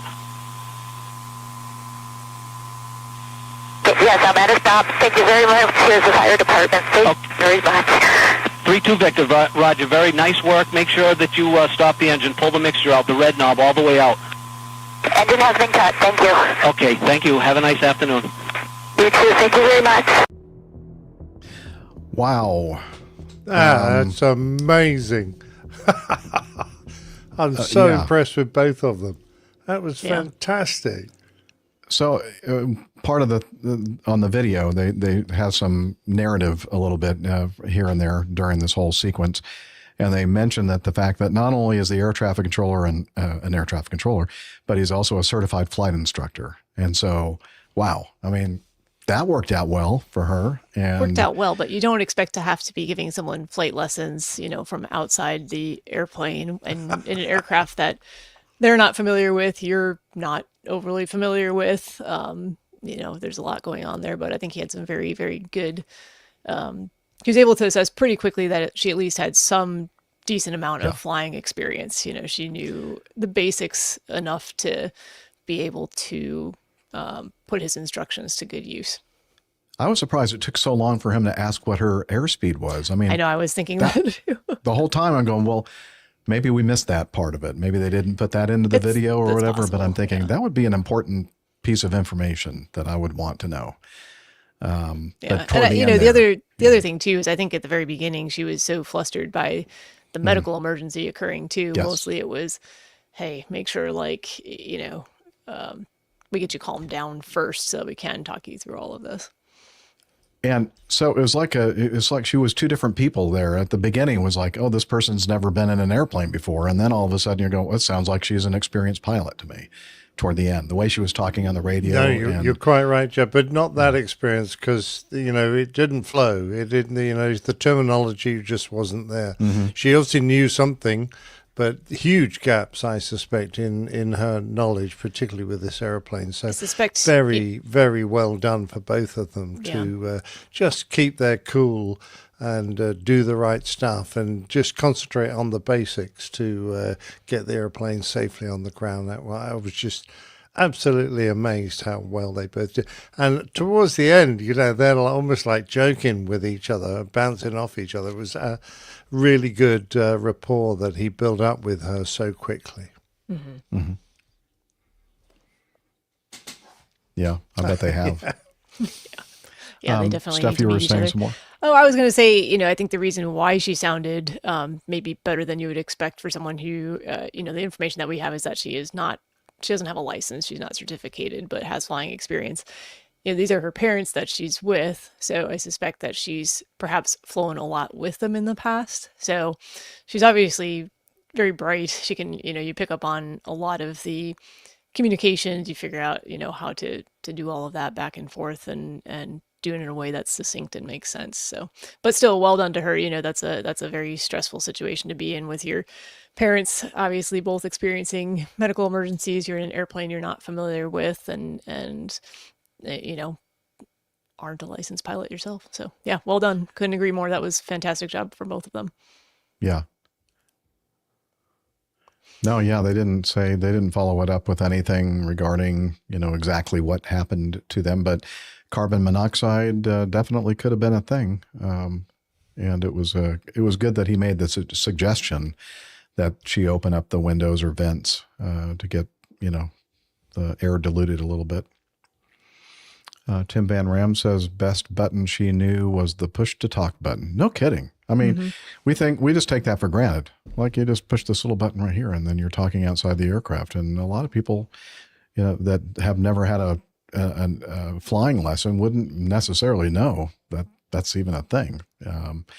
And the other thing I was imagining this, she's in the right seat, her father in the left seat, and her mother must have been sitting in the next row of seats or right behind the father and trying to, get him to come to, or, whatever she was trying to do to help him. I was thinking, what if she was the one sitting behind her father and her mother was in the co-pilot seat? I mean, talking about a way different outcome likely in this, Yeah. Yeah. Absolutely. I had the same thought. Yeah. So it was really a good thing that she was sitting in the right seat. Again, assuming that that's what the deal was. Okay. We're going to skip to this one, H. Yeah, okay, good point. Since Roger in our intro mentioned this one, we're going to cover it. This is from, this next one here, from the Los Angeles Times, latimes.com. A China flight was diverted and delayed after the pilot forgets his passport. This is from Vernon. She says, "Dear APG crew, in case you missed it, here's a screenshot of a story that just came across my phone. You haven't heard much from me lately, but I'm still a loyal APG addict." Thank you, Vernon. We had no doubt. We knew you were out there. We love you. From Fort Morgan, Colorado. He's a former ATC controller and flight instructor. Yeah, I mean, he's got all the boxes checked in the world of aviation. And he's a nice guy to boot, for sure. Yeah, I got a chance to meet him in person in Maine, of all places, believe it or not. Anyway, on March 22nd, United Airlines Flight 198 departed Los Angeles on its trip to Shanghai. 2 hours into the flight, the Boeing 787 abruptly performed a U-turn. I bet it wasn't that abrupt. They probably made a nice, smooth U-turn. Like a... over the Pacific. The reason? Well, as the sheepish and frustrated pilot admitted to the passengers over the intercom, he had left his passport back in Los Angeles. Whoops. Okay, so let's see. A United Airlines spokesperson confirmed that the pilot did not have their passport on board for the scheduled flight from Los Angeles to China. The plane was diverted to San Francisco and delayed for more than 3 hours. Processing valid documentation is the second item on the State Department's checklist for U.S. tourists traveling internationally. It's required for pilots, too, as an estimated 257 passengers found out the hard way last weekend. The plane landed in San Francisco at 5:05 p.m., delayed more than 3 hours before taking off again. The United spokesperson said the airline arranged for a new crew to fly the passengers out. The new 13-member crew was installed and the flight took off. Come over here and install this crew. Took off at 8:28 p.m., landing at 12:48 a.m. local time on Monday. Passengers were provided meal vouchers and undisclosed compensation for their delay. Let's see, Reddit users who said they were on the flight, they were given $15 meal vouchers and were told the airplane was diverted due to unexpected crew-related issues. United did not respond to questions regarding what would have happened had the pilot landed in China without a passport, or if there are any measures in place to verify crew paperwork prior to departure. So that's that paragraph right there is the big one in my opinion. And thankfully I've never been in a situation where I was traveling internationally and I did not have my passport with me, but I have flown trips where my certificate and both medical and the ATP certificate were not on my person, and there was a procedure at Delta for getting a copy of it from Oklahoma City and have it faxed. I know back in the old days, I don't know if they still fax things, probably not. But they faxed it to the chief pilot's office, and then they had somebody run it to me at the airplane. And So there was a backup procedure for that, but then we're talking passport here in a different country. So I'm not sure. I don't have any experience with this. Nick, have you ever encountered this situation or have heard of anybody encountering the situation? Is this kind of the thing where you just can't go, or, how does that work? You're muted. You're muted. I did that on purpose. I was laughing left your so passport? much. Muted. No, it happens quite regularly. You think about the number of crew there are on the average in a long-haul aeroplane. Someone's going to forget their passport eventually. There's usually, if you've got a well-organized station manager at your destination, usually they can sweet talk the locals around to allowing you to get through using your ID card and the captain's assurance that this is part of your crew. And there may be some restrictions on that person's travel while they're in the country. They may not be able to leave the hotel or whatever. But generally speaking, pardon me, it's it depends on the country. Now, China, of course, is a wee bit difficult, and that can be slightly awkward. So what I would say is that you just send another first officer on the next flight, because you're going to land and then you're going to take 24 hours probably of rest before you try and fly home. If there's another flight inbound, you could put a fresh first officer on that flight who could passenger out, and he could take the seat of the first officer or the pilot that forgot their passport. The pilot that lands without a passport, well, they can turn around, get straight on the airplane or stay on the airplane. They don't even have to leave the airplane. Mm-hmm. And the next crew can come on and take them back to America. They've stayed airside, so they haven't gone into the country yet because they haven't passed through immigration. So that would be kind of what I'd be tempted to do. Denied entry, stayed at the airport, take the next flight out. But exactly right, Ed. That's exactly what I would say. So long as you've got either an in-country, a spare pilot to take his place in the cockpit and join the crew that have now a missing man, or you can fly someone else out. That's the way this sort of thing is normally dealt with. If you can't sweet talk the locals to let them in, so usually there's a better way of solving this than turning the aeroplane around. I suspected that too. I'm thinking, really? They turned the entire flight around? Yeah. Wow. I'm sure they weighed all these different possibilities and options before they made the decision to do that. But still, I'm thinking there's got to be a better way.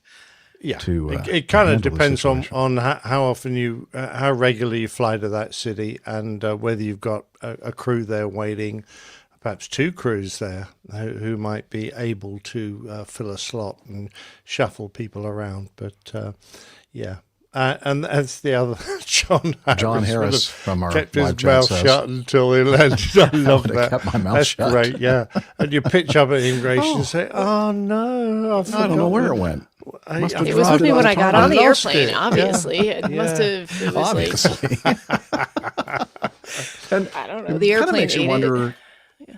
So pre-flight prep. I mean, I would imagine that there's a procedure to kind of like check everybody's documentation before you go out to the jet. There's only three things you need when you leave your house. That's your ID card, your passport, and your license. I've left and my your ID underpants.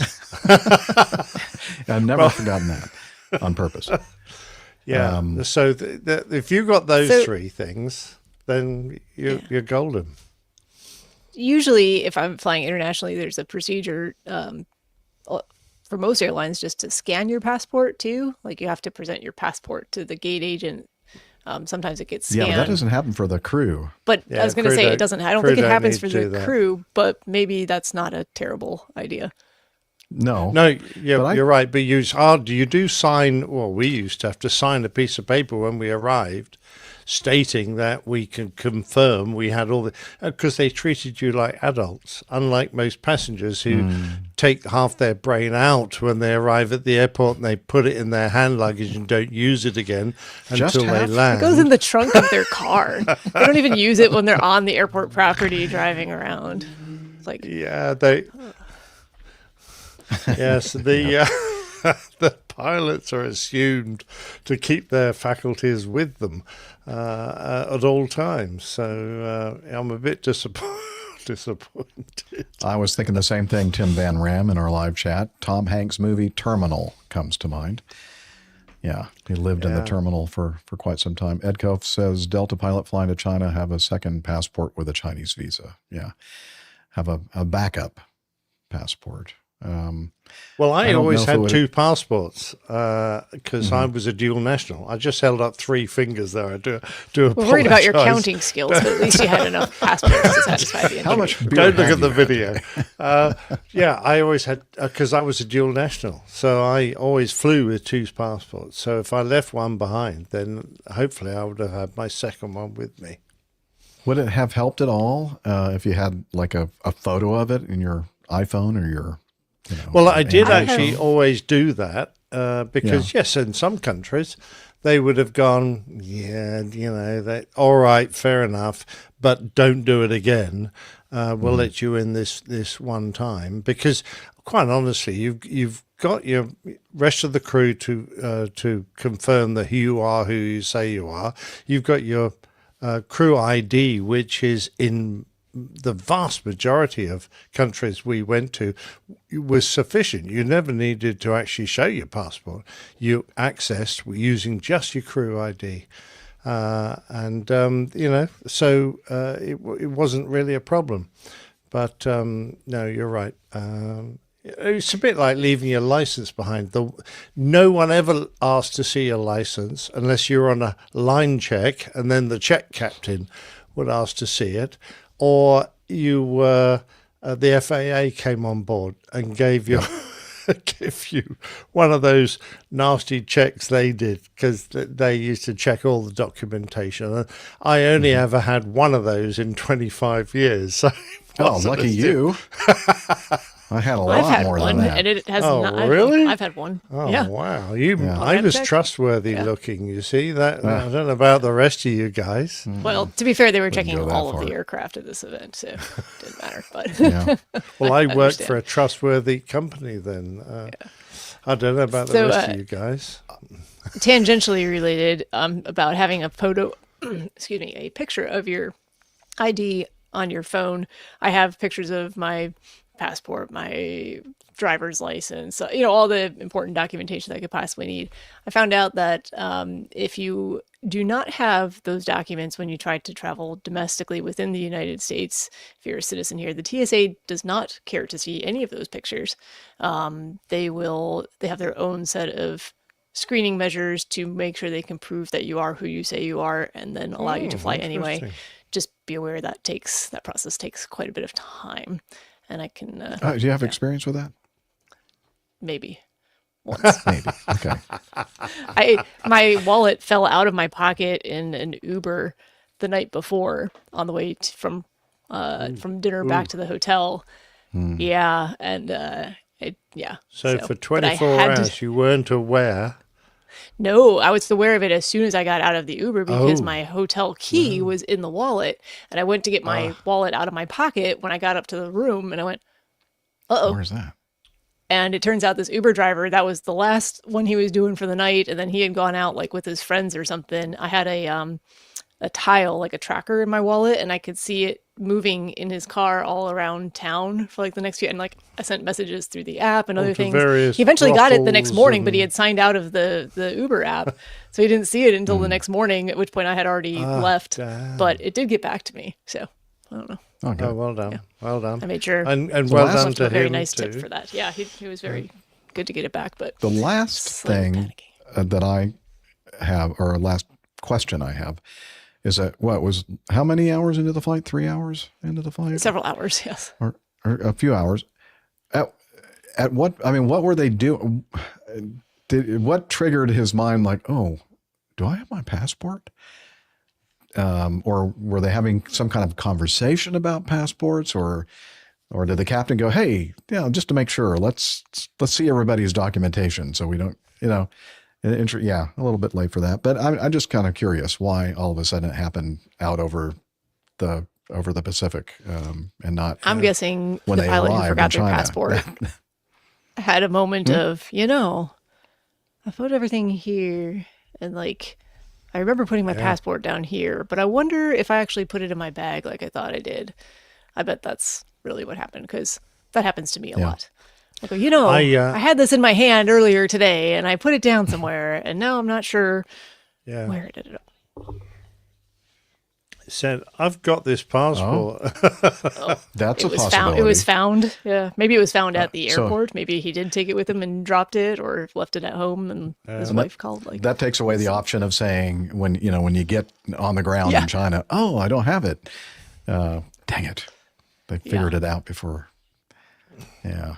Well, I managed to leave home 3 times without my ID. And, you can manage better without your ID because your passport still proves who you are. But I turned around and got back home, grabbed it and set off again. But it was just, 20 minutes down the road, I'm just thinking through everything that I would normally have. And I'd look down, and there on my shirt was no ID. Oh, no. I'd forgotten who I was. He had no ID. One time, Jilly had to grab it for me and drive to the airport. Oh, yeah, absolutely. And throw it at me out of the car. And I've shared on earlier episodes. I've confessed. It was at least 2 times, maybe 3, before 9/11. I actually realized either en route or when I got to the airport that I did not have my ID. And guess what? Things weren't as secure as they were after 9/11, for sure. And I flew entire trips, 3-4 day trips without an ID on my shirt or my Yep. Anyway, all right. Time to get to know us. Time of the show where we kind of get caught up. We already did a little bit with AJ before he had to leave and do the cooking for the crew there at Sun and Fun, but still leaves a couple of us here that can share some stuff about what we've been doing between episodes. And Dr. Steph, we haven't heard from you in a while. You'd like to think that what I've been doing for the past 2 weeks since I was last on the show is interesting, but it's not. I'm sure it is to someone. I did. I do have the Chicago information. I didn't send you the photos, but I did do a separate album here of the better photos. Okay. So, I think the last I was looking back at. Don't forget to send them to me so we can put them in the show notes. I just did not have a chance to do that before we started recording, but I think I can present these here in just a second. I think the last time I was at the show was just before that. It was March 20th. Left the following day to go to Chicago to do some running with my brother Joe, and left, nice, sunny, low 20s Celsius, mid 70s Charlotte for low 30s Fahrenheit Chicago, windy. But fortunately, it was in the forecast that it was supposed to rain the day of the race. It did not rain. It was just overcast, windy, and cool. It actually made for good running conditions. Let me see if I can do this. They're not in the right order, so that's Take your time, because I can edit all this out. Okay, sweet. I think I can present. I can just... Tim Van Ram. How do I do this? My friend David lost his ID. Now he is just Dev. It's terrible. Love it. Absolutely let's terrible. See here. All right, I got this. Sorry, this is the only time I have a chance to look and see what people are saying over there. Oh, hold I didn't do that correctly. Spectacles, wallet, testicles, passport. Spectacle, testicles, wallet, and watch. That's the joke about the rabbi and the Catholic priest on a train, isn't it? They're on a train and they're having a discussion about their various religions, and then they have a crash. And when they come round after the crash, the rabbi is crossing himself, forehead, chest, shoulder, and shoulder. And the Catholic priest looks at him and says, at last you've seen the true faith. I see you crossing yourself. And he goes, no, I was going spectacles, testicles, watch, and wallet. Yes. Nice. All right. Let's see if I could do that. Is that showing full screen or does it still show? Full screen, yep. Okay. Yeah, Excellent. perfect. Don't see anything but so the these are some of the picture. race Nice. pictures. Yeah. They're not in the right order. So this is actually very near the end of the race. I think I was saying last time, I don't know what it is about St. Patrick's themed races where they have to be a weird distance, because the one I ran in Charlotte the weekend prior to this was 7 kilometers and this race is 8 kilometers. Had a very good race, similar time to the previous weekend, about 7-minute 45-second miles pace. So really happy with that. This is rounding the last corner, probably about just under a kilometer to go here, because it's the same start and finish almost as the Chicago Marathon. So this is the last stretch on the Chicago Marathon course, where normally you would come from the other direction on Michigan Avenue and you turn to the east towards the lake there going up Roosevelt. And it's like the only little hill on the course. And if you're looking at this going, that's not a hill. I know it's not a hill, but Chicago is so flat that it's like demoralizing when you get there. So you have to run up this hill and then you turn left back into Grant Park, and that's the finish there. So I saw the photographer because, race expert, looking out for the photographers on course so you can get your good race picture. This is my brother Joe. He ran with me. We're doing a bunch of races in Chicago this year, so that's after the race. It was not warm. You can see I went from not overly dressed to back to all my coat and I can't see that screen right now, Liz. It said it's measured in distance between the pubs. Distance between the pubs. Yes, that's actually probably very true. So, like I said, these are a little out of order. This was after the fact. Liz asked if I was wearing shorts, and I said yes, I was. So, I sent a picture of my. What was the temperature? It was 37 degrees Fahrenheit. So that's 5 degrees above zero. Yeah. Oh dear. So nice photographs, and that's going up Michigan, or going up. In fact, it looks like there's snow on the road there.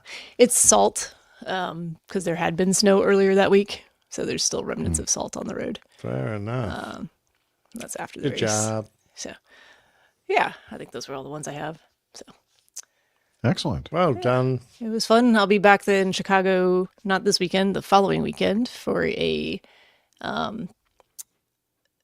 half marathon, which we're not going to really race. I'm just going to run it with one of my best friends, and we're just going to enjoy each other's company and see some of the suburbs. If you run a half marathon and it's not a race, what is it? Well, it's a race, but we're not going to we're going to use it more as a workout. You're not going to race in a race. We're going to use it as a workout for ourselves. We're not going to rush. We're going to enjoy it. The only goal is to finish. So you're going to stroll it. Okay, fair. This one's a workout for upcoming races after that fact. So. Okay. But then I'll be back in Chicago for races in May and June, and again in June, and then October. So, yeah. Can't get enough of those Portillo's hot dogs. Italian beef sandwiches and hot dogs. After the race, after this 8K that we did not run to the pub, but we did go to Lou Malnati's, and we had a giant deep dish pizza with sausage. Oh, it was so good. So. And I don't know how I've been staying at the Hilton in Chicago for so many years and not realized that there's a Lou Malnati's less than a quarter mile away on State Street. Really? Yeah. I had no idea for some reason, but it was great. Good weekend. Last weekend I didn't do anything. I had some family time. I got my taxes done. I've been working a lot. It's a lot of after work meetings. I'm glad to have my taxes done. That was good. it's going to be more of the same with a lot of work for the next couple months. Unfortunately, we have a lot going on with new offices being built and partnerships with healthcare systems and new people coming on board and changing up our medical record system. And somehow I'm on meetings for all of these things now. So. Well, you're part of management, aren't you? No. No? Well, I guess by default, everyone is. So yeah. Okay. Yes. Maine Marin says, I made it my life's mission to make those pizzas after living in Chicago. Those big deep dish good. pizzas. It was a good carb replenishment after racing. Yeah. Captain Nick, what are you up to, man? I'm short and sweet. Nothing. Absolutely nothing. So I was just looking. Actually, no, I did nothing. So next week, and I am doing nothing. Okay, so, I love it. I love the retired life. Yeah, it's good, isn't it? Yeah. Well, I didn't actually do the cover art. He's really literally not doing anything. You put the words on there. Oh, I put the words. Yeah. Yeah, I found her. Yeah, who did that cover art? Because it was very good. There you go, Sean did that. That was excellent, and it was all of us, isn't it? I mean, there's Steph there drinking whiskey. There's Jeff smoking a joint. It's a cigarette. I like that Jeff and I have our headsets on, like we're having some private conversation, or just tuning everybody else out, or having some private conversation. That's right. We're getting some insider information. Rick has put on a bit of weight there. Nick Camacho he's looking much fitter than normal. He's lost some weight, hasn't he? And he's probably he's smoking so many cigarettes he's lost weight. And I look like the most decrepit old pilot you've ever seen. So, and I've only got one card as well, which I think is a bit unfair. I have 0 cards and like no chips apparently. So I think I've already lost. That's why I'm drinking. Yeah, more. That's my age. Yeah, exactly. But it was a brilliant image. So what's the point of me doing something? That was fantastic. Well, so I have to go back to the big. Yeah, thank you. We were talking about this, Nick. It sort of looks like it's a cigarette you have in your left hand, but on the other hand, it kind of looks like maybe some kind of a U.S. paper, a rolled up banknote, rolled up to sniff things or something. And perhaps I've been using that, but then again, when you're retired, you can do that sort of thing. That's why you look like hell in this picture. Well, we do that. This is an imaginary world because I don't remember many cockpits where there's a glitter ball over your head. But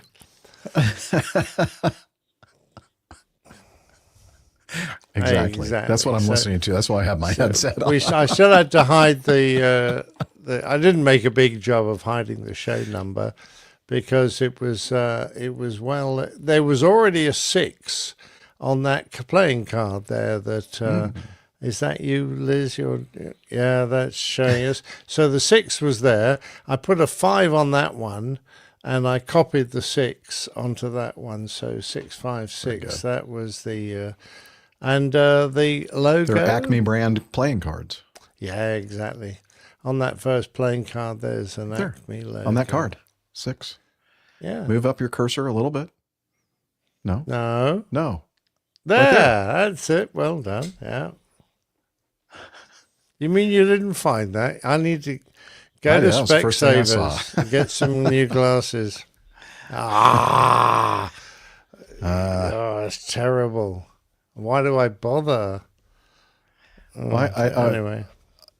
I think also go back to the main photo, Liz, that everybody was drinking like regular beer. I was just having a small beer, I think, over here.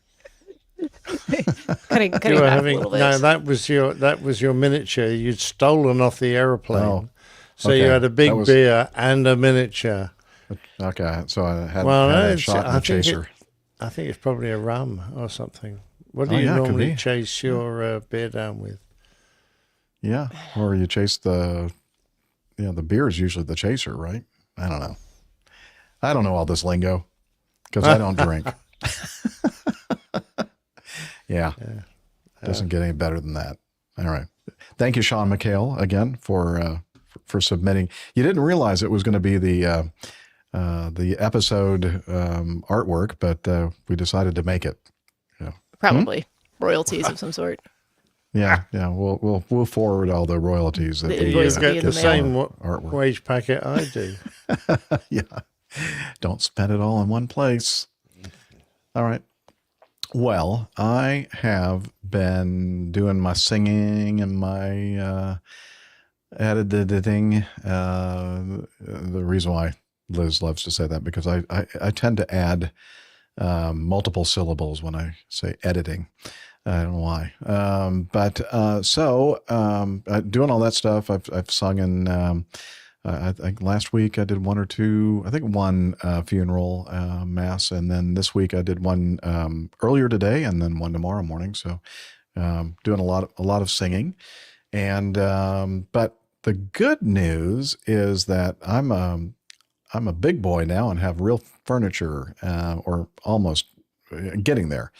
So this is a picture of the area rug that was just laid down. And this is APG HQ. Let's see, you can advance to the next one. And these are the counter chairs that are up against the little counter in the other side's the kitchen.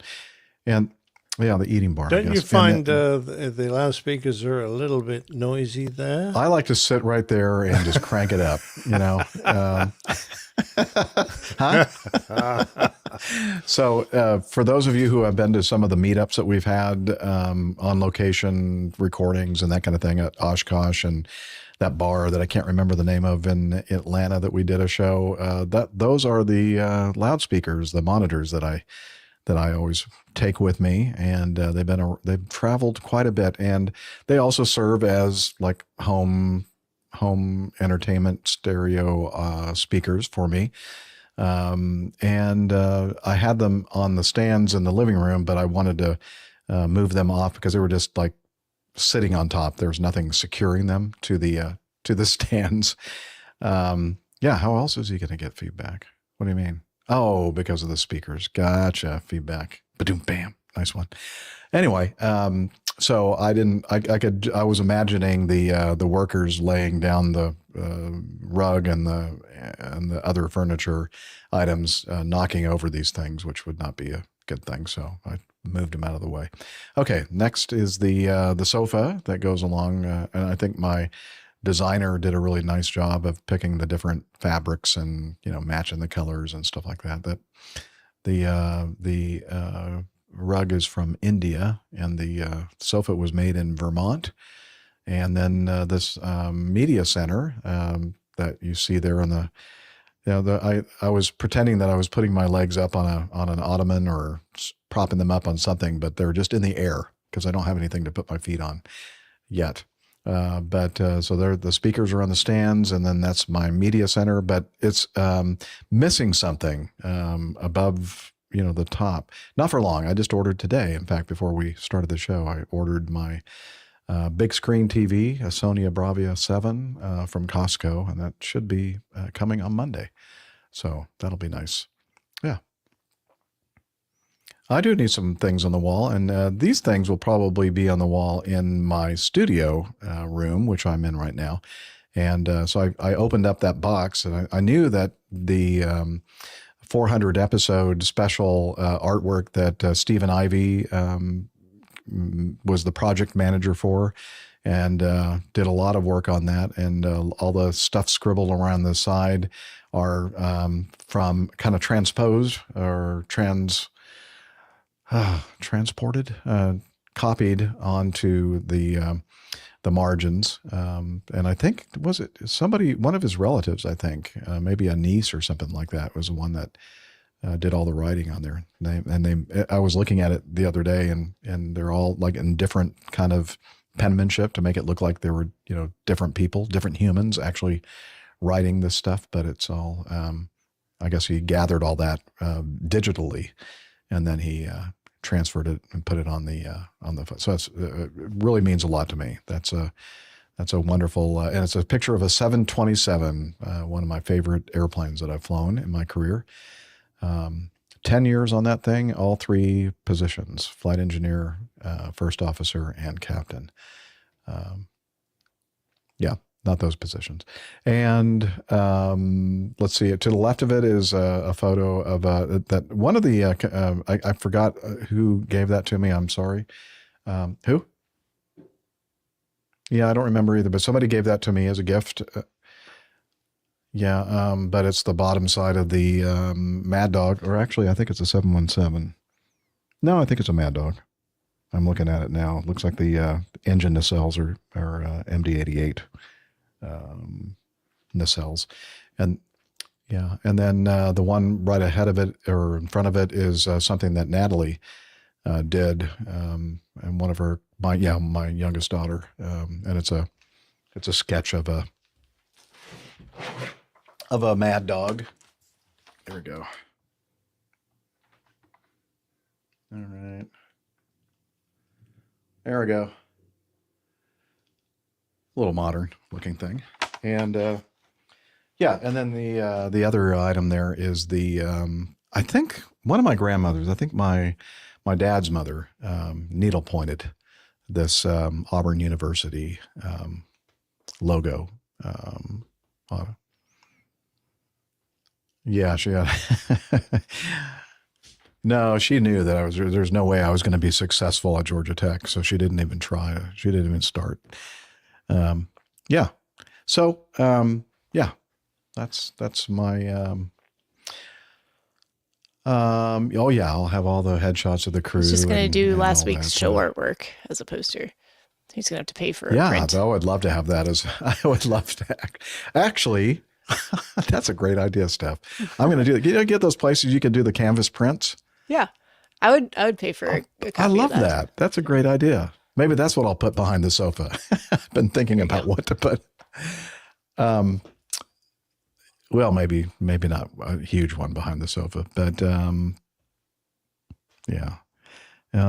let's see. What else was I going to say? And then the rest of the furniture is supposed to, like all the bedroom furniture, is going to arrive like late May, early June, I think. So, but I'm getting there. Yep, got my new mattress and box spring. I think I talked about that last time, didn't I? I had the box spring. So I'm actually getting farther and farther up off the ground as time goes on, which is a good thing, because when you get to be in your mid 60s, if the mattress is like just barely above the level of the floor, you don't just like swing around and just pop up, or at least I don't. It's like, oh, okay, I'm going to have to get on all fours and then push myself up. Wrong kind of springs in the box springs. They're not the spring you out of springs bed. are not. Yeah. Oh no, Liz did the swipey thing again. We hear her in Unity, our behind the scenes comms, but she's no longer in StreamYard. I know you guys can't see that, but we can, and we can hear her. We'll wait for her to come back. There she is. And you're not muted in StreamYard. Swipey thing, huh? Yeah, I know. I tried to tell you that, but no, you didn't. No, it's all clean. It's all rated G. All right, coffee fun time. Here we go. Johnny, how much more coffee? No thanks. Don't worry about it. I love coffee. I love tea. I love the APG community. Coffee and tea and the Java and me. A cup, a cup, a cup, a cup, a cup. Oh yeah. Hey, look at that over here to my left, over my left shoulder, is the airlinepilotguy.com/coffee URL. That's where you can go to find out how you can become part of this wonderful group of folks who supports the show financially. A couple different ways to do that. One is the Coffee Fund Classic method, the OG. And again, Mazuz, Dr. Kareem comes in with a very nice, generous donation that he always makes each and every month. And so thank you so much, Mazuz, for supporting not only our show, but several other aviation podcasts. So without your help, without the support of listeners, chances are, you wouldn't be seeing so many great aviation-related shows out there. The other way to support the show and be part of the Coffee Bar Club is to become a patron of the show via patreon.com. And we don't have any new patrons this week, but we have a big group of them that sign up to support us each and every episode. And we do thank you so much for that support, everyone. So why don't you just join this wonderful group? I think you'll be glad you did, and we will too.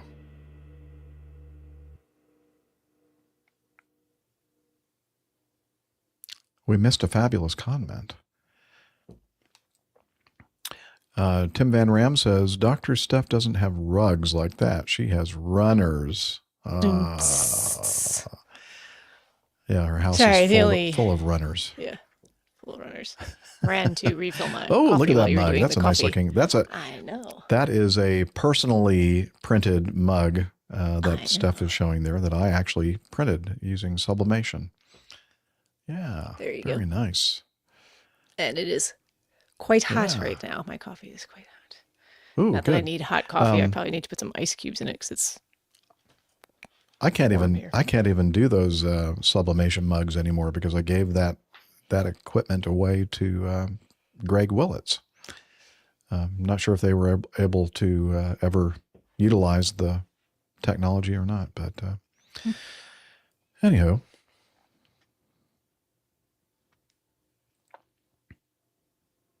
Oh, I did have a with Brent. Uh-huh. My favorite first officer, and that will come into play if we end up playing Robert from Tucker, his feedback, which looks like okay. And then we'll talk about Brent at the end of covering this piece of feedback. Here we go. It's time for feedback.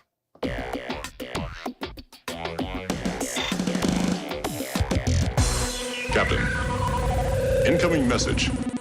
All right, we have this audio feedback from Robert Thompson in Tucker, Georgia. And he said, newish pilot upgrade priority optics. Huh? What is he talking about? Well, let's hear from Robert. Hello, crew. It's been a while since I've done a audio feedback, but instead of typing this one out, I thought I would record it and send it along. This has to do with some recent union wins for the pilots, especially at American and Delta. This, I believe, has to do with deadheading pilots getting priority, and I forget the exact terms. I guess you gentlemen might know exactly how this works out. When a deadheading pilot, I believe, is in uniform in a lot of these situations, has priority over revenue passengers for available, first class seats. I actually saw this in a situation. A lady walked up to a flight and said that a particular person was not going to be taking a flight in first class. And I actually watched this in real time. The gate agent then radioed down to the other person helping board the flight and said, you're going to upgrade the pilot sitting in main cabin extra to first class, to which she said, okay. She went on the plane in front of revenue passengers and said, sir, come up a couple of rows from the first row bulkhead seat right into first class. I think you guys know me well enough. I don't try to stamp my foot a little bit, and this is a 1 hour flight. I don't try to stamp my foot a lot, but I'm pro-union. The unions fight for a lot of the stuff that has gotten out there, but I don't know that this was something that was all of the different feels are actually and situations were fleshed out on this one. If I were that pilot, that when I saw this go down, the optics of this, I would have said no thanks, give that to a revenue passenger. But a question about that situation: would the pilot actually be allowed to do that, or is he expected and kind of forced to take the upgrade in that situation? Again, with revenue passengers looking at this awkward situation that he's being placed in a seat above an upgrade list of 20 or 30 people long. So I wanted to share that because this is an interesting situation. I guess it's a little bit unique here in the US and the way that the airlines, I'll say air quotes, sell elite status, through credit cards and all these other different ways. But I thought I would share the situation, and I think this is a new, union concession that has been won by the unions. And if you're hearing any other shop talk about this, from others in the field, again, love the show. Thanks for taking my recent feedback, and look forward to having you, take this and see what you think there. I'm sure, Captain Jeff, you're maybe I'll preemptively. I'm sure you're glad you're in the RV and not in some of these situations here. I'm glad you're enjoying your retirement. But again, thanks for taking the question, and look forward to the response. Thanks, guys. Well, thank you, Robert. I indeed am enjoying my time between the apartment now and the RVS. So the first thing I'll say is that you mentioned both American and Delta, and I'm thinking, I don't think what you witnessed happened on Delta, because when I was flying there, I retired at the end of 2023. Our rules did not have the ability to be upgraded into first class. We did have the ability to, if we wanted to, within a certain time frame, move from the regular economy seating to Comfort Plus, which is kind of like the same kind of economy seat with a little bit extra room. Well, they've been calling it different things, Liz. I don't know what the latest branding is on that section. That's kind of like the in-between between regular economy and first class or business class. But at the time I was flying, it was called Comfort Plus. That's still the and case. I know in an international setting, they call it something different. Yeah, premium something or other. But anyway, on American, it's main cabin extra. So okay, that's what I thought. So I was going to ask Steph because he said main cabin. He used a term that I've never heard before. Yeah, that's American and so possibly their contract now allows for that. And as I said, I wasn't sure because this would have been mid-contract negotiations or enhancements. And I'll correct you, Robert. If this is one of those things, anything that approves our contract would not be considered a concession. It would be considered the opposite of that, or enhancement probably, because a concession would be that we're giving away something to the company. But we do have that sort of little bit of a concession, or not, enhancement to move into the seats that have a little bit more, space or the pitch or whatever you call that. But honestly, I usually just passed on it myself. I would rather be, because it usually meant that I wouldn't be at a window if I moved to a Comfort Plus seat.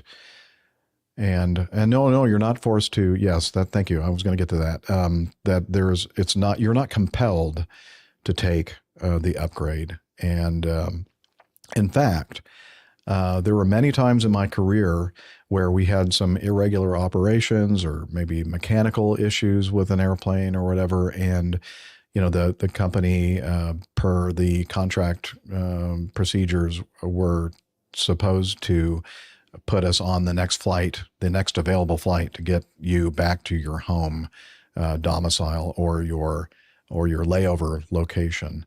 And the cases where this happened to me, that it was time for me to fly home, and they had me on a flight, and the flights were oversold or to capacity, and that would mean removing revenue passengers from the flight to accommodate the pilots. And I never, told the person that I was flying with, my first officers, you got to, don't do that. We can take the one after this one, or the couple of flights after this one, so that we don't, disrupt, the regular revenue passengers' lives and possible connections and all the ramifications regarding that.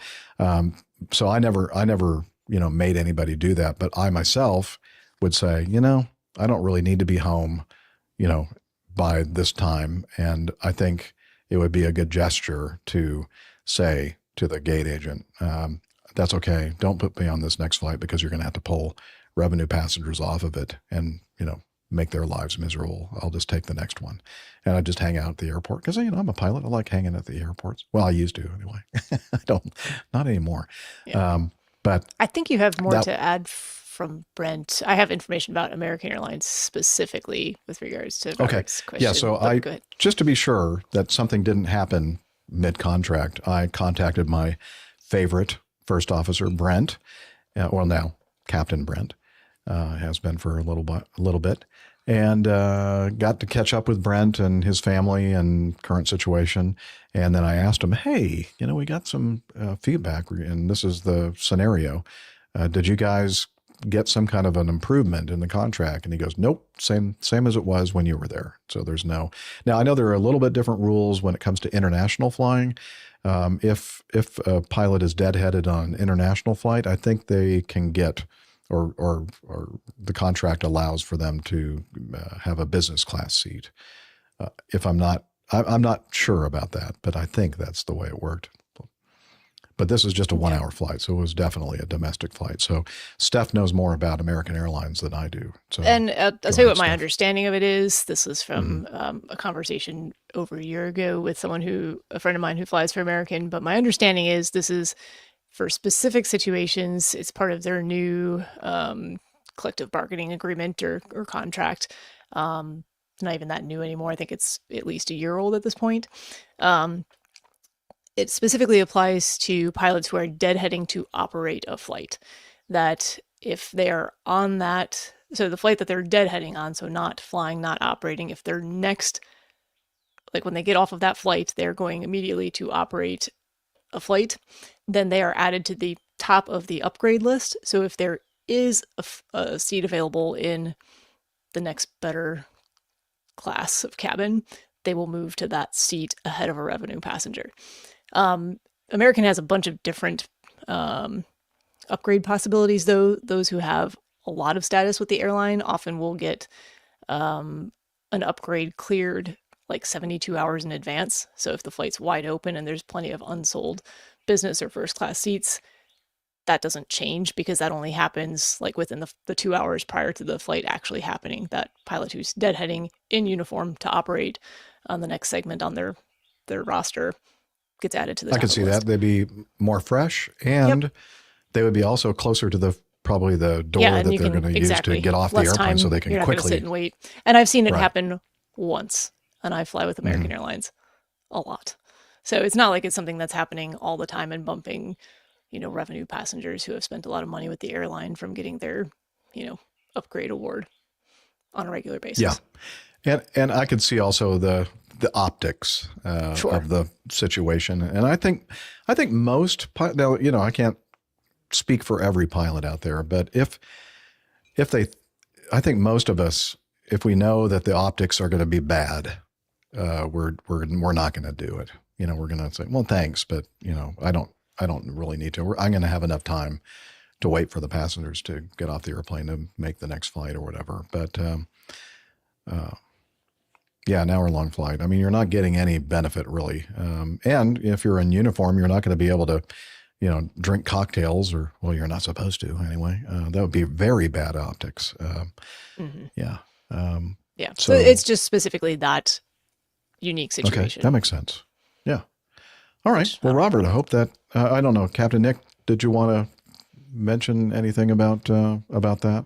Was that something that that you ever encountered or have any procedures for on your former airline? Yeah, a bit like Steph said. If we were on the rare situation where we were positioning out to do a rescue flight, say, so we were traveling out to immediately get on an aircraft and do a flight home, then yes, we would be granted, in fact, we would get a firm upper class seat if it was a long flight, because unless you had that rest period prior to, you're considered on duty when you're going to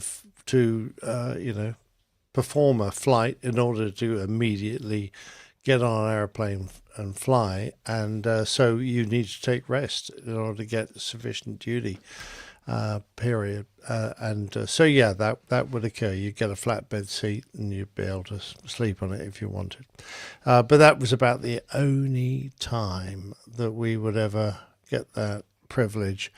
Occasionally, I mean, our contracts varied as during the time I was with the company, but very often, if you might get a monetary payment if they couldn't upgrade you to the seat you were entitled to, but they certainly wouldn't displace a fare-paying passenger to do that. So that was the deal. Right, and to Nick's point a little bit there too, this is the upgrade list, so the person who's on the list does not currently, they didn't pay for the full fare business class or first class ticket anyway. They just have status that allows them that upgrade privilege if there's a seat available, and then there's all kinds of rules about where people fall on that list. So it's not like someone's getting moved out of first class, so that they just lost their upgrade. Their upgrade potential. Yeah Good point. Yeah, somebody actually paid for that first class seat. I doubt that they're going to take. They're not getting moved. No. Yeah, and to the pilots, kick them off. Yep, no, I get the feeling that perhaps the dispatcher knew the pilot and thought do him a favor. I reckon. I think that happened in the past, quite a long time ago, but with the systems that are in use now with the U.S.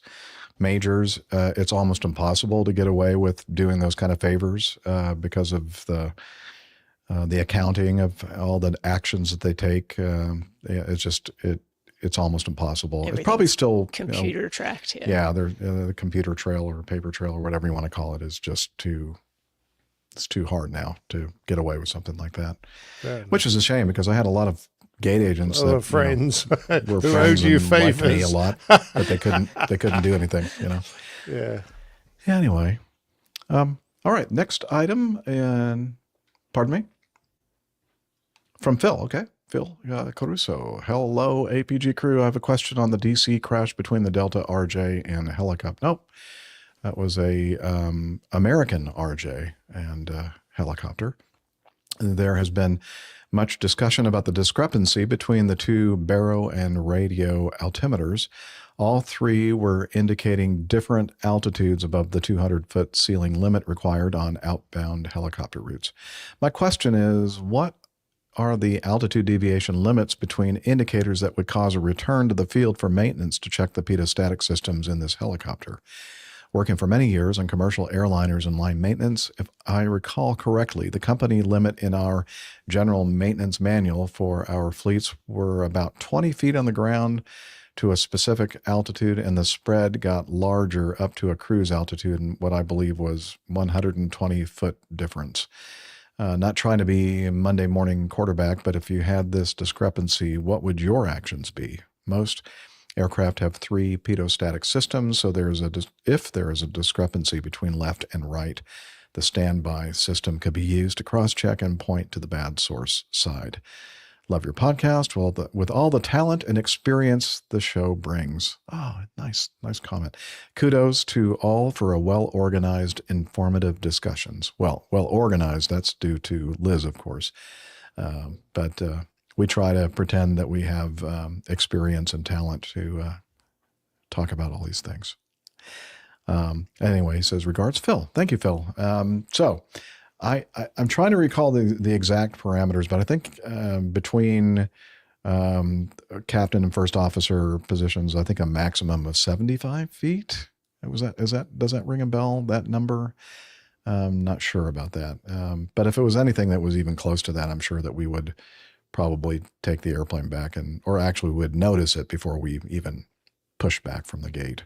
That would be part of our pre-flight check of our engine. And I don't hear you, Nick, muted.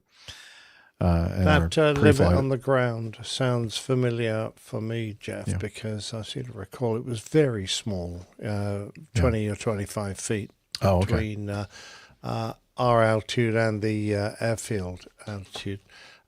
Once you're airborne, it does vary a bit more. You get a larger difference. And then as you increase altitude and the pressure drops and the magnitude of error is expanded because, of course, sensing very small pressure changes is a lot harder. So yeah, it would get up, but what it would be for a military helicopter, I haven't a clue.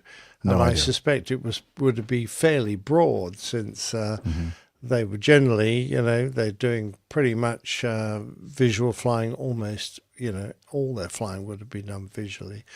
Their altimeters would have really not been an essential part of their day-to-day kind of work. But there you go.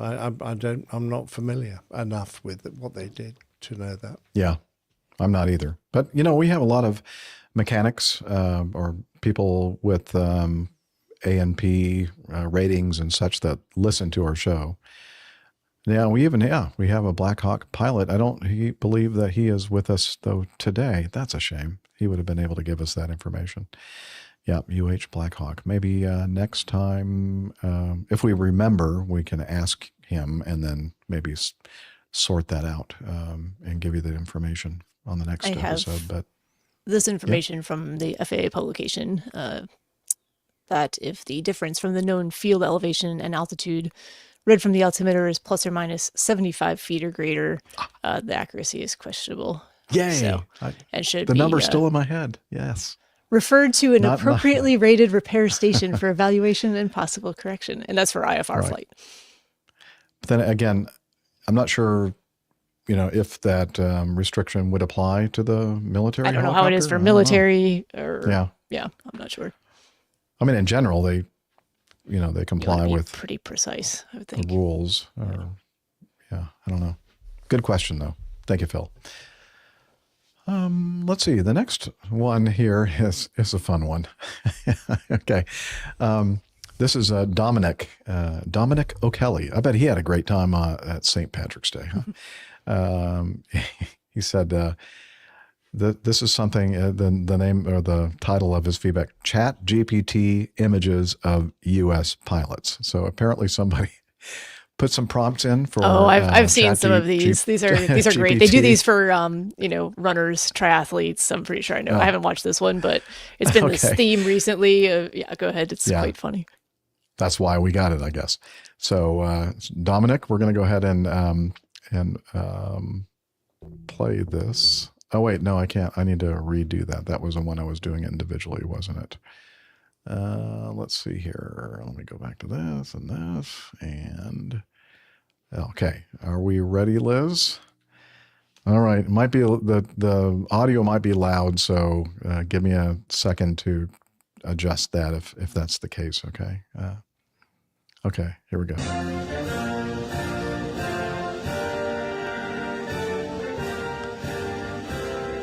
Okay. There's an American pilot. Make him more American. Okay, so it's got a flag on his arm patch. Okay, more American. Okay, and then now it's and he's got a beard too, and a lot of stripes. He is the most American pilot of all time. That's the prompt. Okay, so looks like he's. I don't know what he's drinking there. Oh, these are going too fast. More, just more. More. All caps exclamation. More flags. There's Fireworks. some fireworks, like a 747 with the eagles, the official role model of every American. Official role model of every American. He's got a big hamburger. Got cheeseburger tucked under his arm. Cheeseburger. He brings freedom to all pilots in the world. It's white uniform. Very nice. Looks like a yacht captain now. He himself becomes he himself becomes freedom himself. This looks like an icon that you might see in a church. He wakes up from his nice nap. Looks like Santa Claus in a pilot uniform. Still has the cheeseburger, though.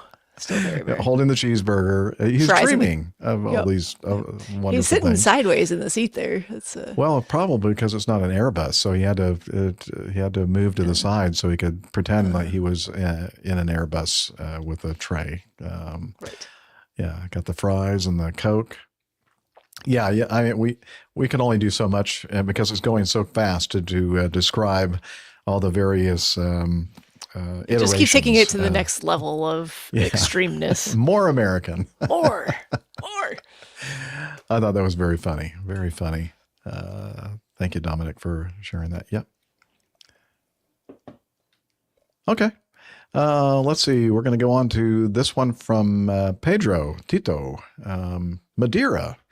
Hello, Captain Jeff. Back again with some more footage from FNC, Madeira Island. What is that again? Funchal or Funchal? As always, wind there helps to show the need for more pilot skills. Yeah, lots of wind there. Frankly, I think automation is creating ever more children of the magenta. Yeah, don't get us started. Or it might just be another case of a Top Gun variant of it's time to buzz the tower. Okay, he's starting to give you an idea of what this video has to offer. Anyway, if sharing this kind of situation helps someone, it's well worth it. Again, that's from Pedro. And now I am going to hope to find this video. And let's see here. Oh, no. Oh, here it is. Yeah, I got it. Yeah. Okay. Again, this is video footage of an 737. No, Airbus. What kind of Airbus? 320? Probably 320 family. Yeah. Might be 321. Kind of about to roll out on final. It's a 320, I think. 320. Yeah, it doesn't look long enough to be a 321. Yeah. Anyway, we're going to go ahead and when we first viewed this, we were almost thinking like this is AI. But then the more we started talking about it and viewing it over and over again, we thought, yeah, I think this is actually real. So we're going to go ahead and watch it together, shall we? So it's kind of rolling out from a right bank. Now it's you can tell the effect the wind's having because it's kind of moving, tracking sideways because of the wind. Now they're making a correction to align with the runway. Wings are mostly level. Looks like a decent rate of descent there for a 3-degree glide path. Coming in, you can tell that the winds are affecting it a little bit. It's kind of bobbling around a little bit. It's getting closer to the ground. And, it's kind of getting a little bit squirrely at the end there, and then they decide, nope, we're gonna go around and do a tower flyby. So they're climbing and banking to the right, out back over the water, and then eventually the gear is nope, the gear's still down. At some point, I'm thinking they're going to retract the gear. Maybe there we go. Gear's coming back up. And they're going to come back around and try it again. Yeah, so that is the video. That was set. Oh, it was good decision making. You're right. Good judgment. Good airmanship to good decision to go around. But then I'm not entirely happy with the maneuvers he then flew. I thought that he put an excessive amount of bank on very early. I don't think he used enough. More bank, more go So I just don't think that was kind of appropriate for an air transport aircraft, but he is. Yeah, well, see, in the land of cowboys, that was nothing. Because you look at the still that we've got in our show notes, he's probably under 50 feet with 30 degrees of bank on, I would say. I don't think that's appropriate.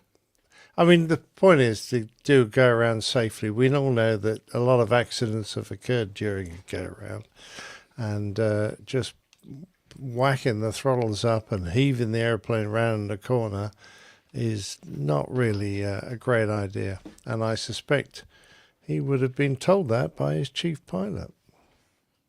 Well, if it were an American airline and the chief pilot would, had a meeting with that pilot, I'd think that it would start off something like, yeah, man. Yeah. Nice job. And why not? Yeah. Just kidding. I'm just joking. Yeah, you're right. It was a little excessive.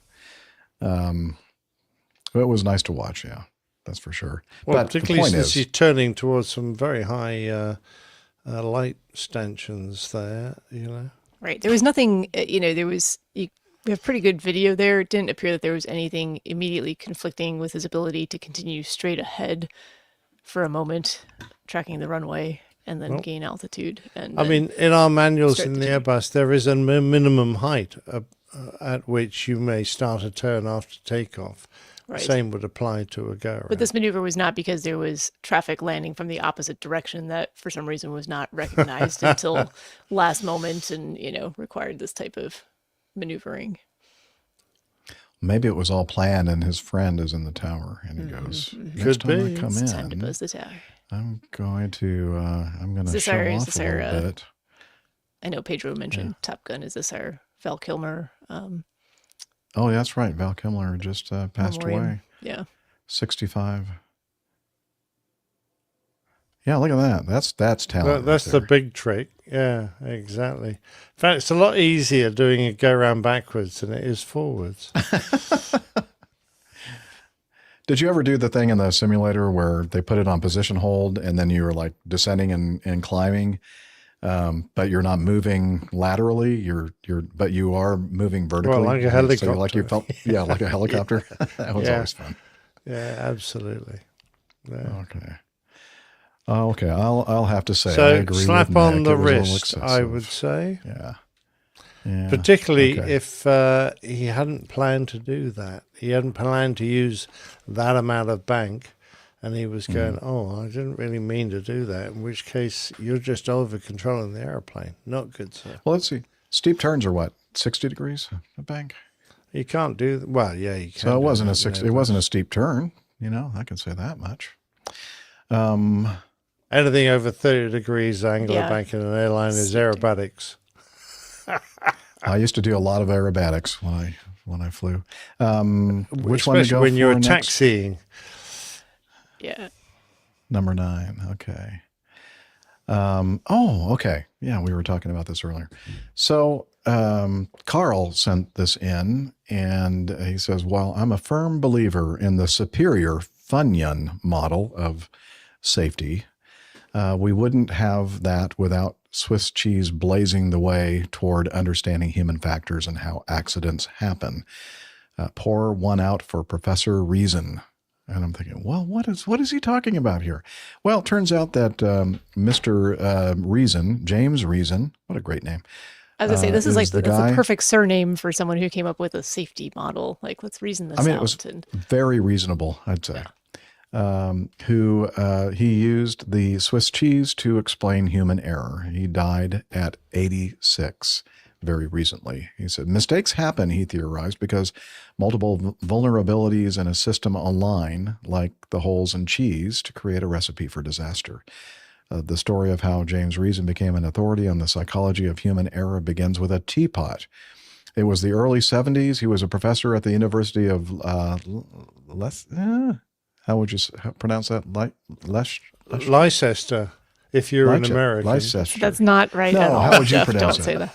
Leicester. Leicester. Okay. I knew it was some weird pronunciation. At the University of Leicester in England, studying motion sickness, a process that involves spinning his objects round and round and occasionally revealing what they had eaten for breakfast. Ew. One afternoon, as he was boiling water in his kitchen to make tea, his cat, a brown Burmese named Rusky, sauntered in meowing for food. I opened a tin of cat food, he later recalled, dug in a spoon, and dolloped a large spoonful of cat food into the teapot.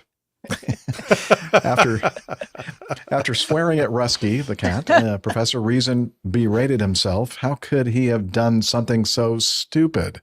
The question seemed more intellectually engaging than making people dizzy, so he ditched motion sickness to study why humans make mistakes, particularly in high-risk settings. And it goes on. It's a wonderful article, and we'll make it so that our link will allow you to read it, because I think normally it's behind a paywall. Make it a gift to everyone. So everybody write Liz at Airline Pilot Guy, and ask for it. Just kidding. Yeah. Yeah. Okay. Paste. So I'll probably just make a link to this particular piece of feedback on Evernote and that URL. But it's a very interesting article. And of course, we kid around. Of course, the Swiss cheese model is much better model than the Funyuns, but we just like to have fun here. So yes, thank you very much for Is everything there an that you did. American cheese that has holes in it? Only stuff that's moldy and out of date, I think. Or like if mice or rats have eaten at it, they'd have holes in it. Okay. Or I guess you could, there's the American version of Swiss cheese, which is Swiss cheese that was made here in the States. American Swiss cheese. Yeah, it's not really Swiss cheese. That's just like, It comes from sparkling cheese, though. Yeah, exactly. Yeah. Like champagne, like sparkling wine. You can't call it champagne unless it's from the Champagne district of France, I mean, you can call it, it's just you'd be wrong. Yeah. Yeah, that would be, I hope we didn't insult the good Dr. Reason with our Funyun model. All right. That is it for this show. We're going to wrap it up by pointing you, as we like to do, to our website, airlinepilotguy.com. We'll make the short version of the outro here and just tell you to go to that website, check it out. I think you'll be happy that you did. And we're also on the social media. Social media. Steph's going to tell us about that. Quick version here as well. Facebook, X, Instagram, YouTube. Airline Pilot Guy, APG Crew. One of those things will get you to the right place. A Google search will do the same thing. So. Either APG Crew or Airline Pilot Guy will get you probably most of those places. Exactly. And, and we'd love to interact with you. And if you want to kind of keep track of when we're recording and be in the live chat, which is a lot of fun, you should subscribe to at least Facebook and and X. We'll get you there. Yeah. Has Hillel made it to the new digs? Well, he has, in fact, and the nice thing is I have 2 bathrooms here and 2 showers. Wonderful. So he's in the one I normally don't use. Hey, Hillel, can you tell us about Slack? Okay, but I'm dripping wet. Well, come on over here and be careful. That wooden floor there is a little slippery. Okay. Here we go. APG listeners, please join us on our Slack team. Slack is a communication, coordination, and sharing platform that works on your mobile, laptop, or browser. On Slack, we share news and ideas. We suggest episode and Plain Tales topics. We plan events and meetups. To get into the Slack team, please email me at slack@airlinepilotguy.com. That's SLACK, Sierra Lima Alpha Charlie Kilo @airlinepilotguy.com, or send me a tweet with your preferred email address to @Hillel, and I'll send you an invitation. That's Hillel, spelled Hotel India 11 Echo 1, and see you in Slack. Thanks a lot, Hillel. Where's the soap? Soap dish. Did you buy any for the second bathroom yet? I don't even have toilet paper in the second bathroom. And then Steph will say, well, you don't even have toilet paper in your RV bathroom. I do now. But you don't in your main bathroom now. You don't need it. In my main bathroom, I do have toilet paper there. Well, you don't need it, though, now. I don't really. Well, yeah, it's still, nice to. You like the you got the bidet device working, have you? I do have a brand new bidet seat in the main bathroom. He's a happy guy. I am very happy, and I'm not going to go into it. No. But the second bathroom, it's like you walk in there and it's like you're in a cathedral, and all the reflections and reverberations, because there's absolutely nothing in there. No rug, no shower curtain, nothing.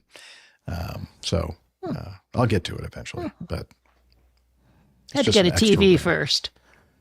Actually, sometimes when I'm Priorities. here in the studio and I have to use the restroom, I'm thinking, do I really want to walk like all 50 or 60 feet over to my actual bathroom, or do I want to walk just the 20 feet to use that toilet over there? And then I'm thinking, it's probably good to use the toilet. Flush it every once in a while. Flush Yeah, it every now operate and those then, mechanicals. Make sure things are working. Yes, you're less likely to leak on the floor. Okay, Exactly. let's wrap it up here. Well, I thought that's what we were doing. Let's see. We also like to thank our producer, Liz, who does an amazing amount of awesome work for us in the background. Got my before we little do the thumb up show. there. Oh, yeah, look at that. Well, that's one way to stop the leaking. Well, yeah. We'd love to get some feedback from you guys. If you've got something, some pressing questions, we'd love it. Liz is putting out the feedback call to you. But otherwise, we'll just cover more news and talk more about ourselves, because we like doing that. And with that, we're going to... I also would like to thank our live chatters, our live audience. Great, that shows great up group. each and every week. They're very loyal people, and we appreciate you guys and gals. Good job. Immensely. Thanks.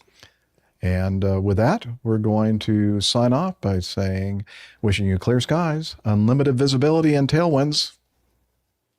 Talons, Douglas. Cheers, y'all. Bye, everybody. See you next time. I just drew a blank. I was And- pretty sure you were going to say more, so I was like, I'm glad. Yeah, Wait you for know me. it. I know that I got don't the think he's timing finished there. yet. Now we're going to talk titles here. We failed because we were going to try and get this in the actual body of the show, the Goonie à la Orange. But anyway, that's gone. Good title suggestion. No but we one just will can't use it. know. No one actually. Well, that's true. Nobody They really don't knows. pay attention. So Yeah, that's true. So yeah, we can still do it. and then the other ones that I have is Tension in the Tower. That's the fisticuffs there in the tower. We call that tower tension. Okay. Tower tension. That's good. Yeah. And then I have Passport Snafu, and that's just, you know what that is. And the most U.S. pilot, or something like that. The most American pilot.